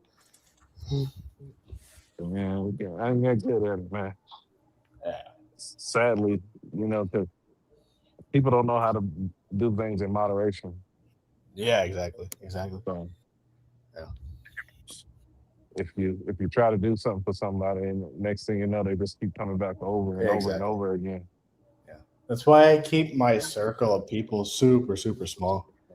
You gotta I trust very, very few people, especially in my business of filmmaking. Is very so many transactional relationships with this. So I keep my circle very small to a few people. You meet a lot of people. I know a bunch of people, but it's friends. Maybe I can count on two hands. Maybe. Fifth over there struggling with his internet. Yeah. He in his fifth and fifth quarter. Wow, but yeah, you do money is funny, and I got a buddy who, at one point in time, he wasn't doing well in life, man, and he ended up coming into some money, man, and he was like the amount of people that was acting funny. He had people that wouldn't pick up his phone, wouldn't pick up their phone when he called before, and now all of them asking him for help. Yeah. Yep. That's what happens. It's sad, man. Yeah, that's what happens. Yeah, it's crazy out there, man. I remember you said you was dealing with something similar when you sold your house. Oh yeah, we lost. We actually lost a lot of friends. We used to have a lot of friends. Oh my goodness. Yeah. Me and my wife, when we first started, we were living in apartments and stuff like that, and we had so many friends then. But we started. The more we got, the more we accomplished. The less our friends just kind of faded away. Disappeared. Yeah. And we didn't. We're good people. We don't do anything to anybody. We didn't curse anybody out. We didn't, disrespect anybody. We just, we just doing what we supposed to do. And oh my God, it's just you'd be surprised. And then as long as you're giving, everything is cool. But if you put your foot down, they don't want to, they don't want nothing to do with you. So That's the thing. The first time you tell people no, it's the weird. world ends for them. It's Yeah. believe me, I know. I hear you. Yeah, it's just I mean, weird, man. you can say yes 100 times, but the moment you say no, Yeah, the world ends for them. yo, I had a buddy, man, who bought his brother a house, cash, right? Damn. Mhm. Bought his brother a house, cash, like $600,000 house. He Oh, came shit. back. He came back and asked him for $600. He told him that he can't do it. You know, his Yeah. brother stopped talking to him. Yeah, I believe that. Well, that's crazy. He got mad because That's he crazy. wouldn't give That's him crazy. $600 after buying him a $600,000 house. Oh my goodness. Yeah. Like I'm naturally a very giving person to people I like and to friends and things like that. But I've come to like even gifts, like for like even buying drinks for people and stuff like that. I've become very selective about that stuff because it's like with me specifically, people think that they can just shake me for money. Do you know what I mean? And I'm like, fuck that. I'm like, listen, I'm a giving person. I treat someone the way they treat me, but it's like I hate that kind of stuff, and I have to be. I'm very open and I'm very direct with people. I'm like, listen, man, it ain't happening. If you're just people are like just will ask me the most outrageous stuff, and I'm like, who do you like? I mean, what do you think of yourself to be asking me like that kind of shit? They'll take as long as you're willing to give, and then Yeah, as soon as you don't give one time, all of a sudden you too good for them or something like that. exactly. Yeah, and so like that's why like for me like of all the movies I made and for as long as I have been in hospitals, like maybe close friends, I can maybe say 3-4 who I would like very, very close with. And I mean I've been doing it for a long time. I got a question for you. What's up? How long you been driving? I got my CDL 07. Yeah, off and on since 07. How long do they let people drive for? Like, I know y'all got to do like annuals and stuff like that, right? Physicals. Oh yeah, we do every 2 years is physical. Yeah.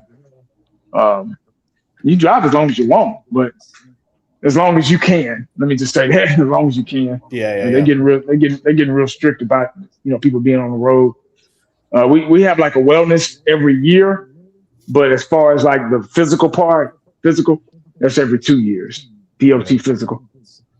Yeah. But they do wellness just every either 6 months or every year, I think.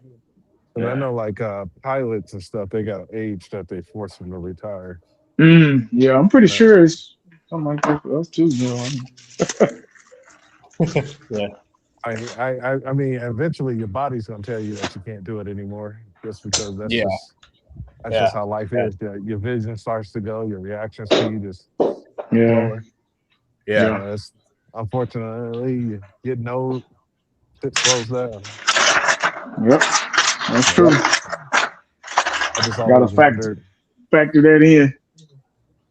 Yeah, and trust me, my wheels been turning. I've been thinking about doing other things, and I don't know. I just ever since this company took over, it's just been kind of different. The same, but different at the same time. Yeah, that's so the I part just that sucks when you get those acquisitions. I've been my wheels been turning. Trust me. That's why I've been kind of quiet lately. Really, just doing my thing and trying to piece things out. Good for you though. That's great. I mean, I'm getting paid more, but it just it comes with a price, Of course,